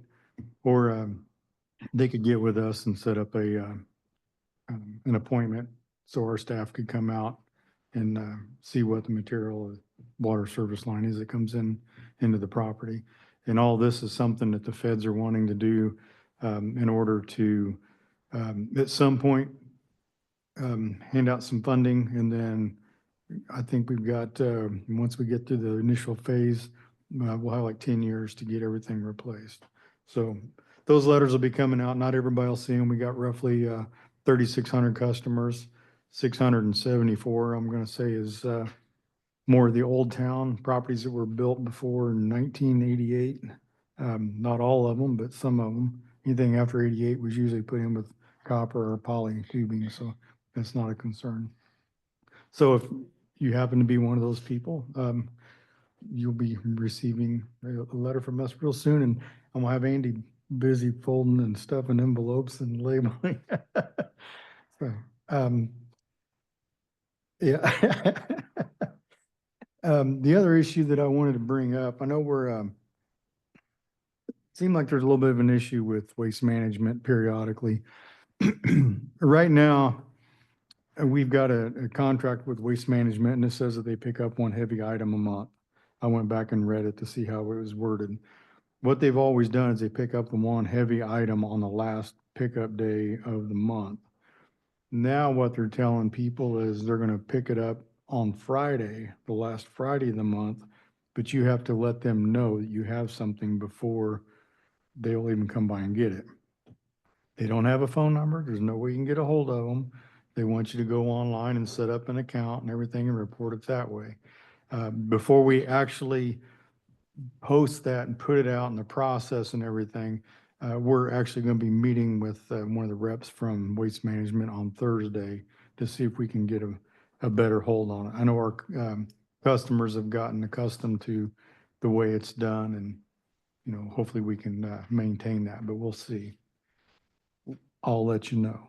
What's our contract say? Can they change the contract like that? Well, it just says that they pick up one heavy item per month, and that's Oh, for the okay, on fee. our contract. Yeah. Okay, so when's their contract up? It's got like another 4 or 5 I years think it's on got it. 3 more years. Okay, so we'll deal with that Yeah. probably too when we rewrite the contract. I can't Exactly. believe that's cost effective for them to come another day, struggle getting here. on the Waste day anyway. Management has purchased several other small trash companies, and they've got new management, and the way that they're running things and the people we're talking to is different than what it was when they first Yeah. started. So we're running into some walls there, but hopefully we'll get through it. Street Department did purchase the bucket truck that you all approved at the last meeting. And with that, they've already been utilizing it pretty handily as far as fixing street lights, putting numbers up on the building out front here. After Veterans Day, the veterans banners will be coming down and all the holiday banners will be going up. If Heath does that, if we can get him to use a bucket truck, that's great. I know he's a fan of the latter, but we'll either do it or make it available to him either way.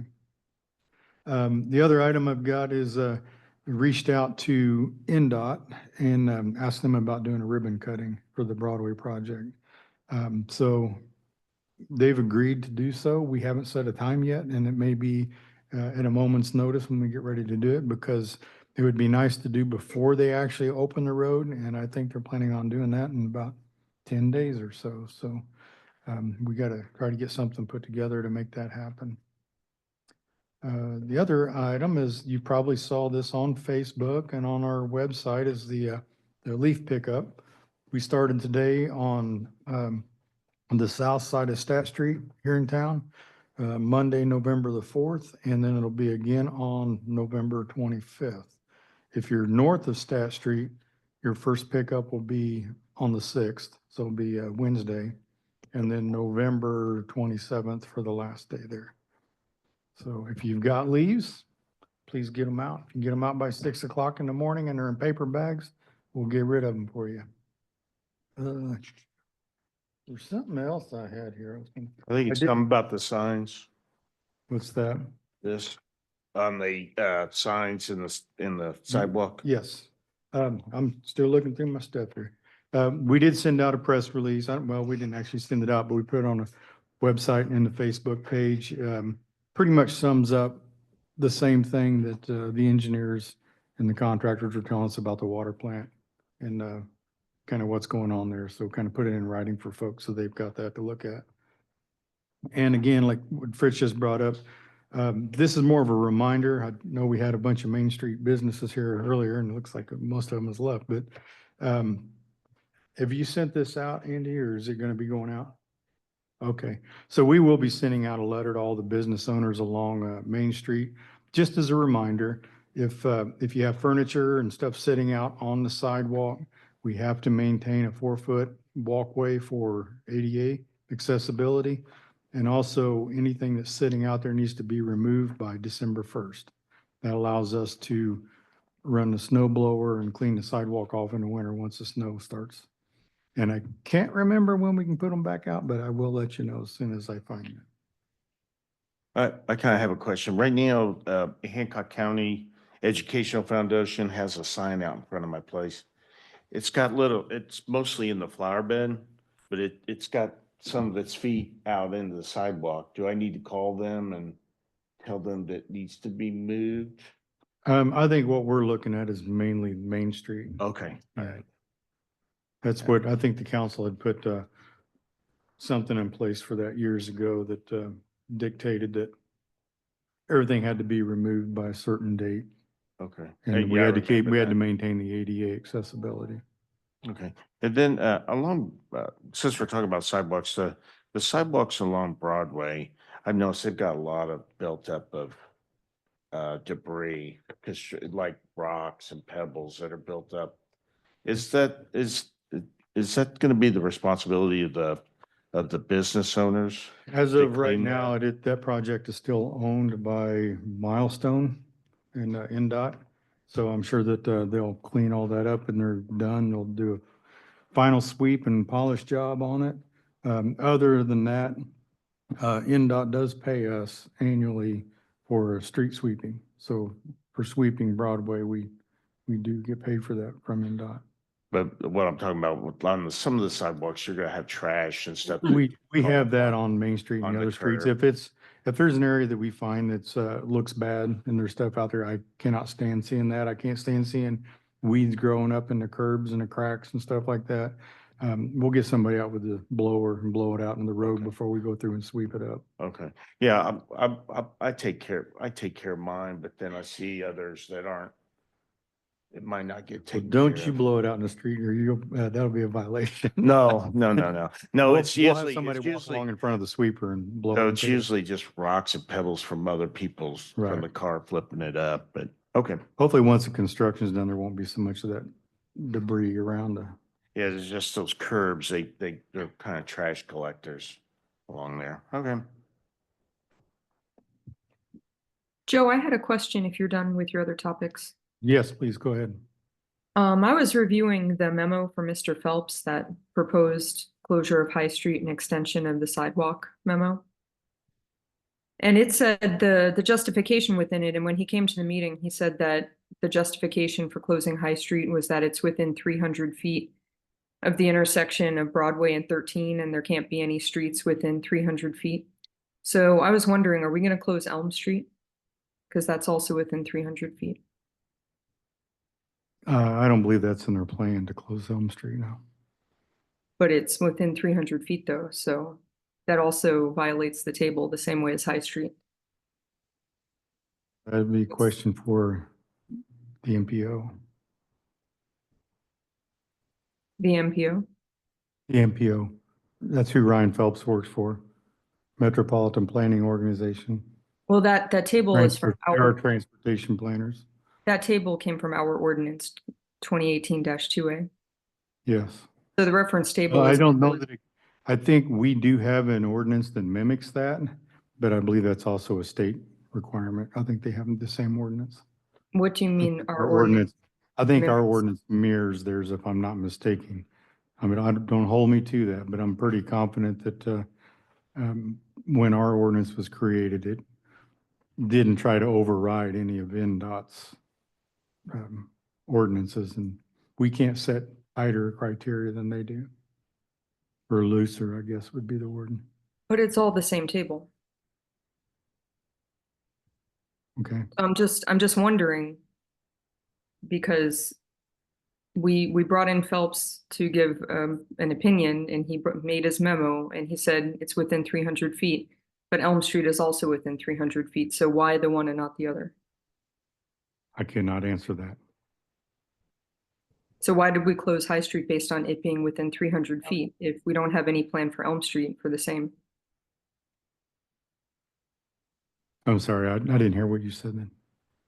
Could you repeat that? So what I said was, if we don't have a plan to close Elm Street, based on this table that Mr. Phelps took from our ordinance 2018-2A, then why did we close High Street based on the same standard? That would be a question for Mr. Phelps. Why? He didn't bring the agenda item. You made the agenda item.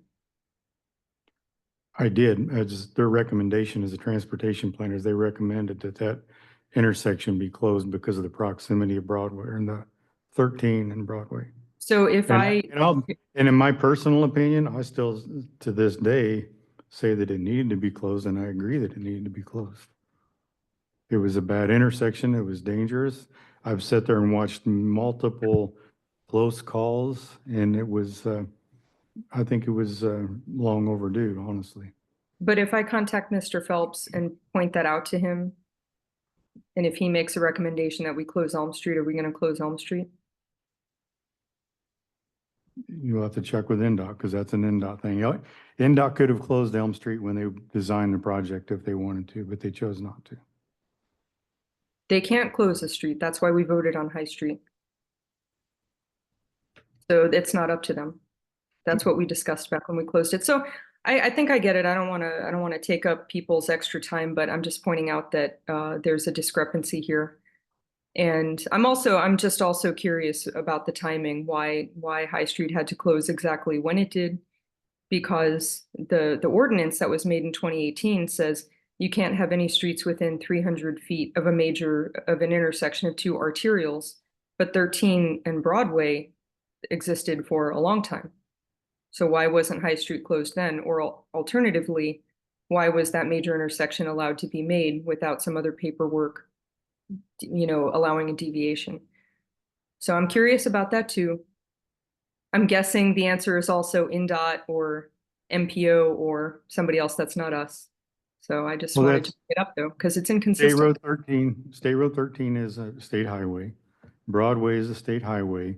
We had a cry out from the public years ago about this being a dangerous intersection. We needed a traffic light. Somebody was going to die here if we didn't make some changes. The town council actually took the brunt of that, even though it was the state's requirement or it's their job to put it in.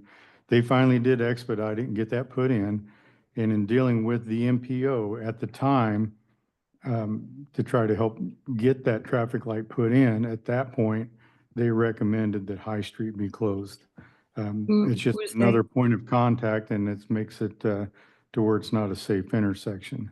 I will say the reason why I feel that keeps getting neglected is because when they get ready to do an intersection like that, they have to start looking at all the crosswalks in ADA. And if they don't touch it, if they don't get near that area, then it doesn't come into play.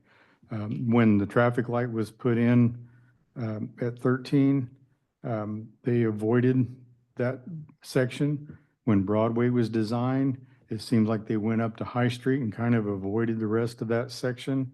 I can't tell you why, but that's my belief, is why they did it. Who asked Mr. Phelps to come to our meeting?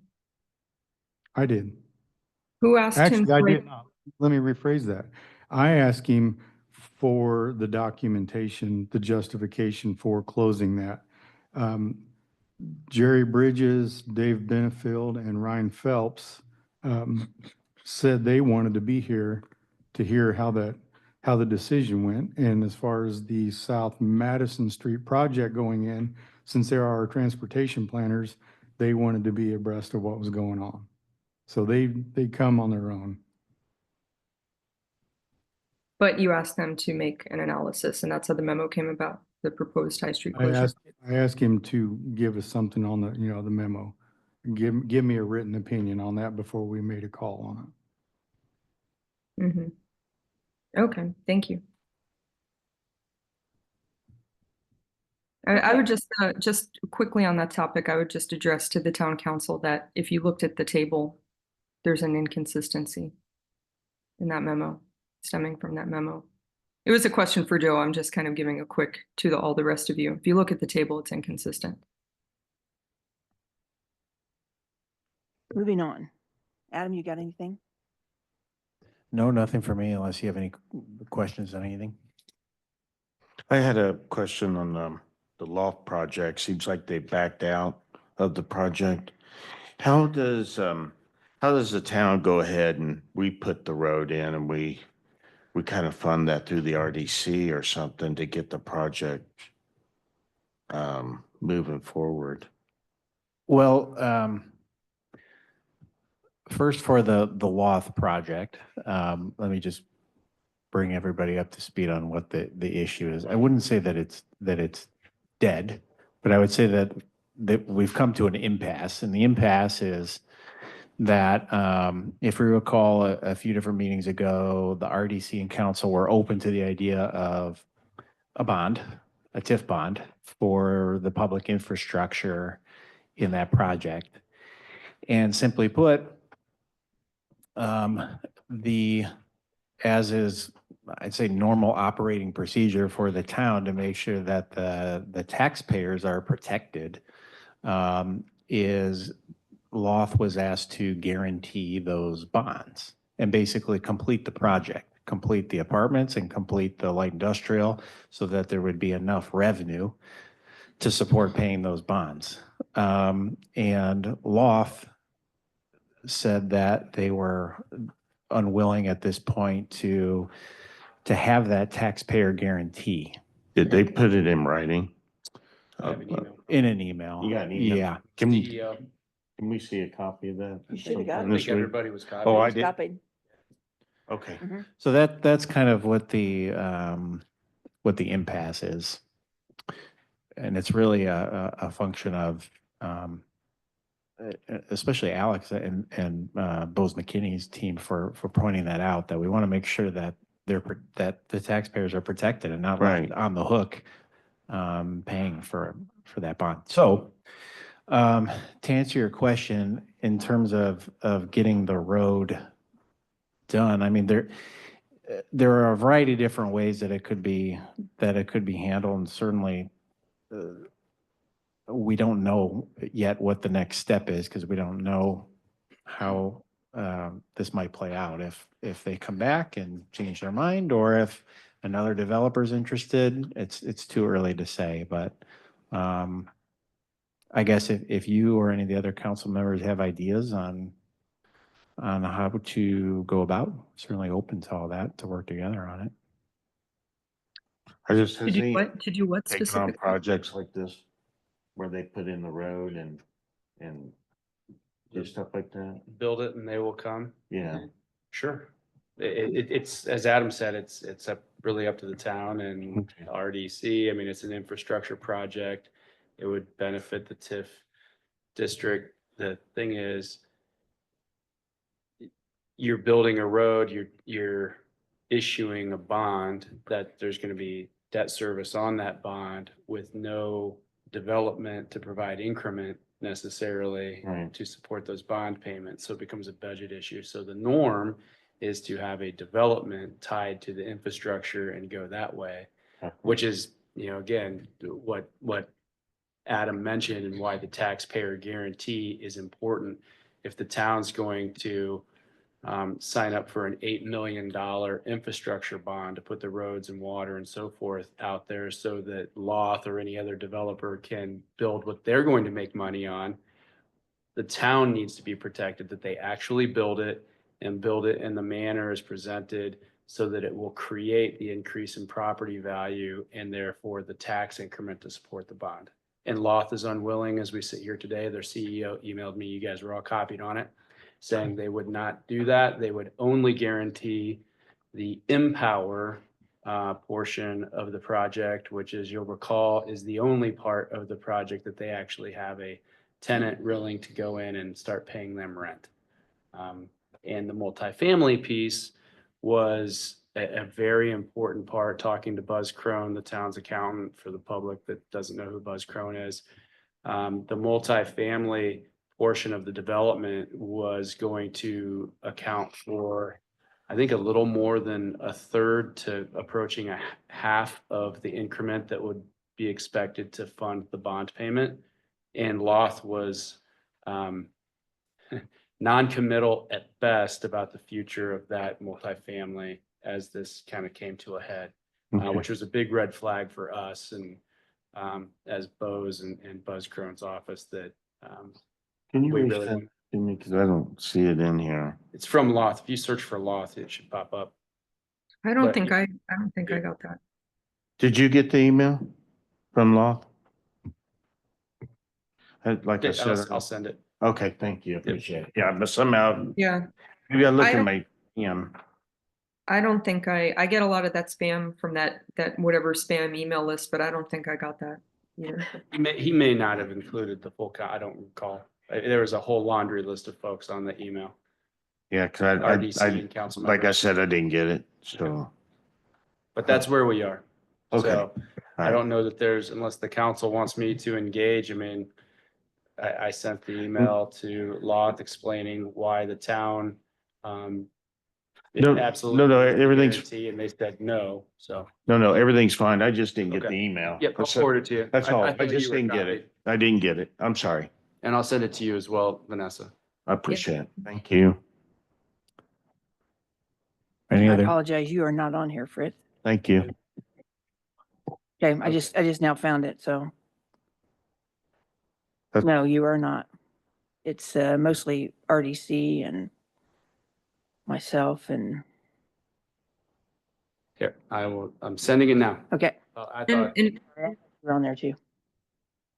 Fritz, what specifically were you asking about? Like, you No, bring I it up, just you wanted to were see saying, what how's status it gonna? was. No, I did not know because I didn't get the email. It was kind of like, well, the loft project's not going forward in an email between us.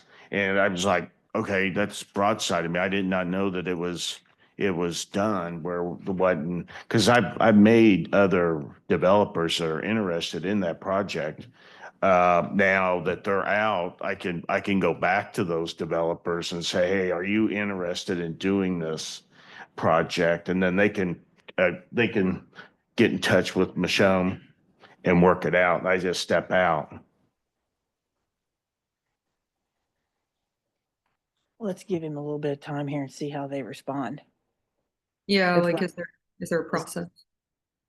Oh, Because of their relationship with Michelle, I think we should probably just give him a Right. minute oh, I know, and but see, don't send people to attack him now because they don't think they know what's going on. Give him a minute to think about it. okay, I will. Yeah. Well, or in other words, is there a process? Is there a certain, thing that would have to have happened to trigger, another a round of requests for quotes or whatever? Um, Don't I'm not everybody answer all at once. I would assume that we have some kind of procedure. Yeah, Well- there. Go ahead, Alex. I mean, the way that it stands now, that property has been rezoned as a planned unit development with the plans that, Loth came in and presented. So that's where the zoning stands. And Adam, you can jump in and correct me if I get any of this wrong. No, that's correct. So whether it's Loth or some other developer that the property owner has, or the property owner wants to develop it themselves, they are restricted to the requirements under the PUD ordinance, and what that shows. So, and that means road layout, light industrial, to, I guess it would be I don't know, I get all twisted around. East. On one side, Yeah. east, multifamily on the west, closer to the town and so forth. So, word on these types of things typically spreads pretty quickly.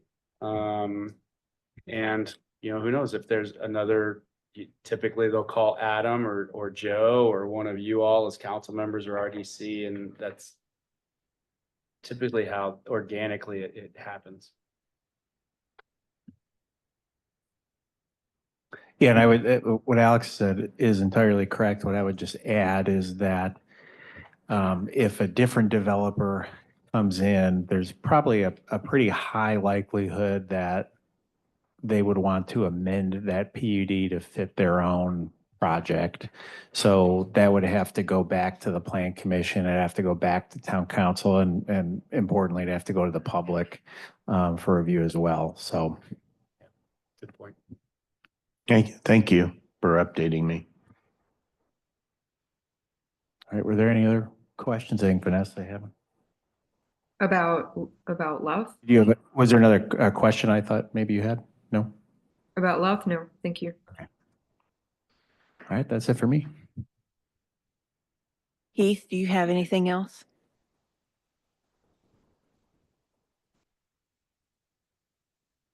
Just super quick to piggyback off what Joe said about those signs, just so everybody's aware of kind of the timing of it.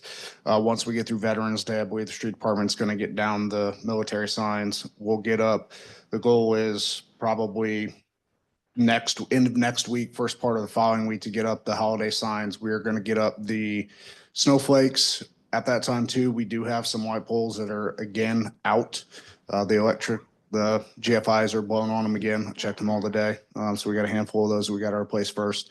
And then outside of that, we'll be putting to bed a lot of the stuff in the park here in the next couple of weeks. Restrooms, batting cages, just the normal kind of winterization of the park. So unless anybody's got any questions for me, that's all I've got. I do. I came to the idea too, Landmark Park, it could be more adult driven. Have you ever looked in adult exercise areas that they would put in, but it's park equipment? I think I might have saw some parks that put in like chin-up bars and things more driven for adult. Yeah, I use. know the Pennsy in Greenfield has a couple pull-up bars and stuff along the trails. Typically those are spread out. I don't know, I mean, this is for further discussion later on, but I don't know that Landmark Park is necessarily something. It's my understanding of this needs to be more of a passive type park from even with the stage going in, kind of keeping everything more passive oriented. I don't know that that necessarily fits with that. Well, what I was thinking about, like the adult theme with stages and stuff like that would be more, you would still have the kids play area, Right. but have more of an adult feeling to that park. I'm not sure if that's, that I'm just putting an idea out there. Yeah. It's not, I just put an idea out there. Some we can, I mean, obviously there are a lot of different ways we can go with a project over there. So, noted. Thank you. Yep. Thank you. Thanks, Heath. Patrick, Okay, good treats on Main. We handed out about 350 pie-sized pumpkins to kids, several very large bags of candy. We had a good Halloween, 25 large bags of candy. So we got them all sugared up for the parents and the teachers for the next day. I just want to wish everyone coming up this Monday a happy Veterans Day. And for all the Marines out there, a happy 249th Marine Corps birthday on the 10th, the day before, because they get all excited about that. I'm an Army guy, I don't. I'll be gone Thursday, Friday this week, out of state. If you need anything, I'll have a different supervisor kind of on call for those days. But just call me and I'll get a hold of them and they'll handle whatever needs to be handled. And other than that, I don't have anything unless somebody's asked questions for me. I'm good. Okay, thank you. Thank you. Thanks, Patrick. Adriana, is there anything from the clerk's office? There is not, unless someone has questions for me. I do not. Alex? We've talked about the Loth project, so unless you have other questions for me, I don't have anything else. Okay. I have a question, Alex. I was Sure. wondering, out of curiosity, why you didn't recommend for Joe to follow the process for right-of-way vacation petition from the Indiana Code What- in You broke up. closing High Street. I was wondering why you didn't recommend to Joe to follow the petition process for right-of-way vacation. Because it's not being vacated, we're not, for the closure of High Street. Mhm. Vacation is when the town is giving up its right to a street to a private property owner. So that's not a vacation. That's just a closure of a street that's within this discretion of the town. And Joe, and I leave it to the engineers, the planners. I'm a lawyer, engineering school dropout at Purdue, found my way to law school. So I'm going to trust their discretion. The council had the legal authority and ability to do that.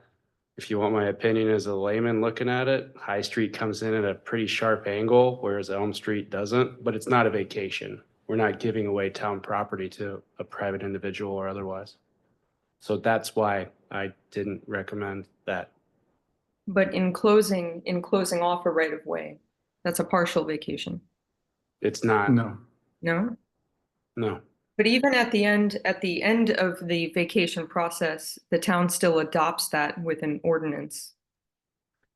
But it's not a vacation. Vacating property is the town. So Joe and I actually, there've been a couple of occasions over the years where the town actually holds title to property that it doesn't make any sense that the town would hold that property, or say a private property owner lives next to an alley that it's an alley from the old plat maps going back 100+ years, but it's not been used as an alley and the town doesn't want to maintain it as an alley. In that case, the adjacent property owner or owners can petition the town to vacate that property, to give up the town's title, so the taxpayer's title essentially, to that property, which then there's a process. That petition comes to the town council and then it's recorded if the town adopts it. But that's vacation. This is just closing a street, which to address a public safety issue that was presented to the council, and the council, 3 out of 5 of you, I think, if I recall correctly, voted to move forward. So, but it's not a vacation. Okay, so it's not a vacation. Any way you shape it, it's just not. It's apples and oranges. Would you say Legally. that such a closure should be documented with a resolution or an ordinance? The council speaks through its minutes, so legally, it's in the minutes. The vote is in the minutes. There's no legal issue with the way that the council passed that. I'm sorry, what was that? Town council by law speaks through its minutes. I believe that the town council's vote reflected in the minutes for that meeting, and there's no requirement to give INDOT the authority to move forward and pay for that closure to save the town money. Would be something that would need to be memorialized in a resolution, much less an ordinance. But the agreement to close a street generally without the consideration of INDOT paying for it or not, that does not need to be memorialized with an ordinance? No. It can be, but doesn't need to be. You wouldn't recommend that? What No. about a hearing with the adjoining property owners receiving a notice in advance so that they Not can? illegal. That's not a legal issue. That's a public policy issue that I try to stay out of. I'm here to advise you on legal issues, and I let the elected officials decide what's best for making decisions for the town. So my job's not to steer policy. My job's to make sure that the policies that the council chooses to implement are done legally. And in this case, it was done legally. But I try not to. No one elects me. I don't live in Fortville. And so I'm fortunate to be here and to have been here as long as I have been. But I really try not to weigh into policy. The policy decisions are yours and the other 4 council members or of the town that are elected. Okay, because I received incidentally a separate legal counsel that suggested that the adjoining property owners should have been given notice and we should have had a hearing. And the fact that we didn't go through that process leaves the adjoining property owners in the position to be able to go after the town at the county level. So you don't feel that that's the case? I don't.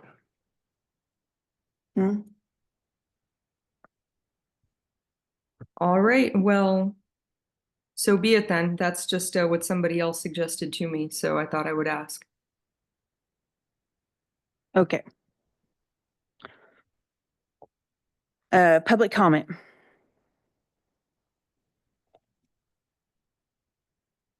Come on up, Ghosty. Yeah, Gary shared, I'm kind of resident here. Well, not kinda, you are. Who y'all's on this comprehensive committee? Who's what? What'd you say? I'm sorry. Comprehensive committee that come up with this. Who all's members of that? It was the stakeholder. I think you were there. Weren't you? Didn't you come and put all the little pieces? Are you talking about the planning commission or? No, the comprehensive. Plan. When we did the comprehensive plan, we did that here, come in and everybody put in what they thought different areas should be. Yeah, think it was and then Adam put them together. Adam did it. Yeah. No, it was just him. Mm-hmm. Mm-hmm. Is there something you don't like? Yeah. Okay. Well, if you do have questions about something, let us know what it is. We'll take a look at it. Oh, well, you should have got a hold of us. He should have just magically known that there was a planning commission meeting. That's what I've heard before. Okay.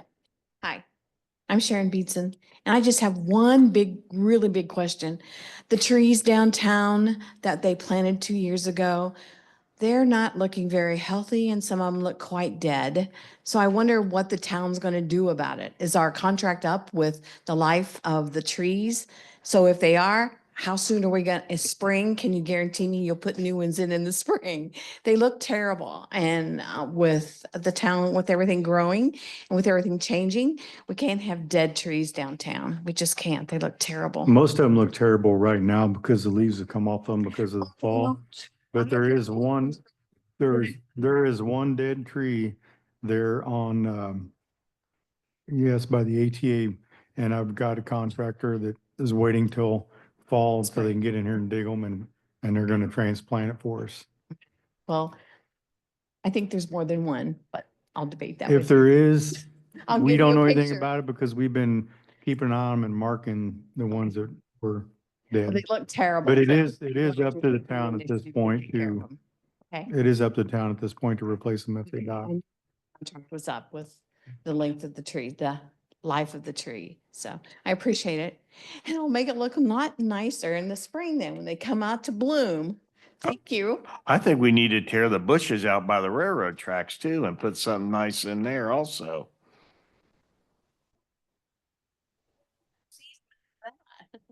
Railroads. I think we're kind of on the hook for that. Years ago, we put those boxes in. Isn't that what happened? Yeah, those railroad, Okay, I can go into the spiel. Give it to him. Many years ago, Conrail come through and wanted to close the alley behind Main Street that tied the public parking lot into the north side of the road. In order to close that alley, or for the town to agree to close that, they gave us agreement that we could go in there and do some beautification along the railroad track on the north side. It was only good for, don't hold me to it, but I think it was 20 years or it was 25. That time has since expired. We don't have the rights to go in there and do that at this point. And since then, it has sold to CSX and not Conrail, where CSX is a little more strict. And I will say that when we first did the landscaping in there, the railroad come through twice and sprayed vegetation killer on everything and killed it out. And we had to replace it twice. I mean, but the bushes are kind of overgrown in there and they don't look very attractive. I'll take them out. That's fine. That would be probably a good idea to take them out.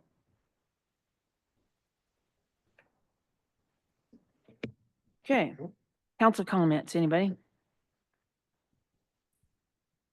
Libby? Ryan? Not for me. I have nothing. Fritz? No, I'm good. Thank you. Vanessa? I would just say Chevron deference is dead and we should all go look that up and think about it. Thank you. I don't even know what she said. Thank you. Okay. Need a motion to approve and sign vouchers. I'll make a motion to approve and sign vouchers tonight. All in favor? Aye. Aye. Opposed? And I'll make a motion to adjourn at 8:48. A second. All in favor? Aye.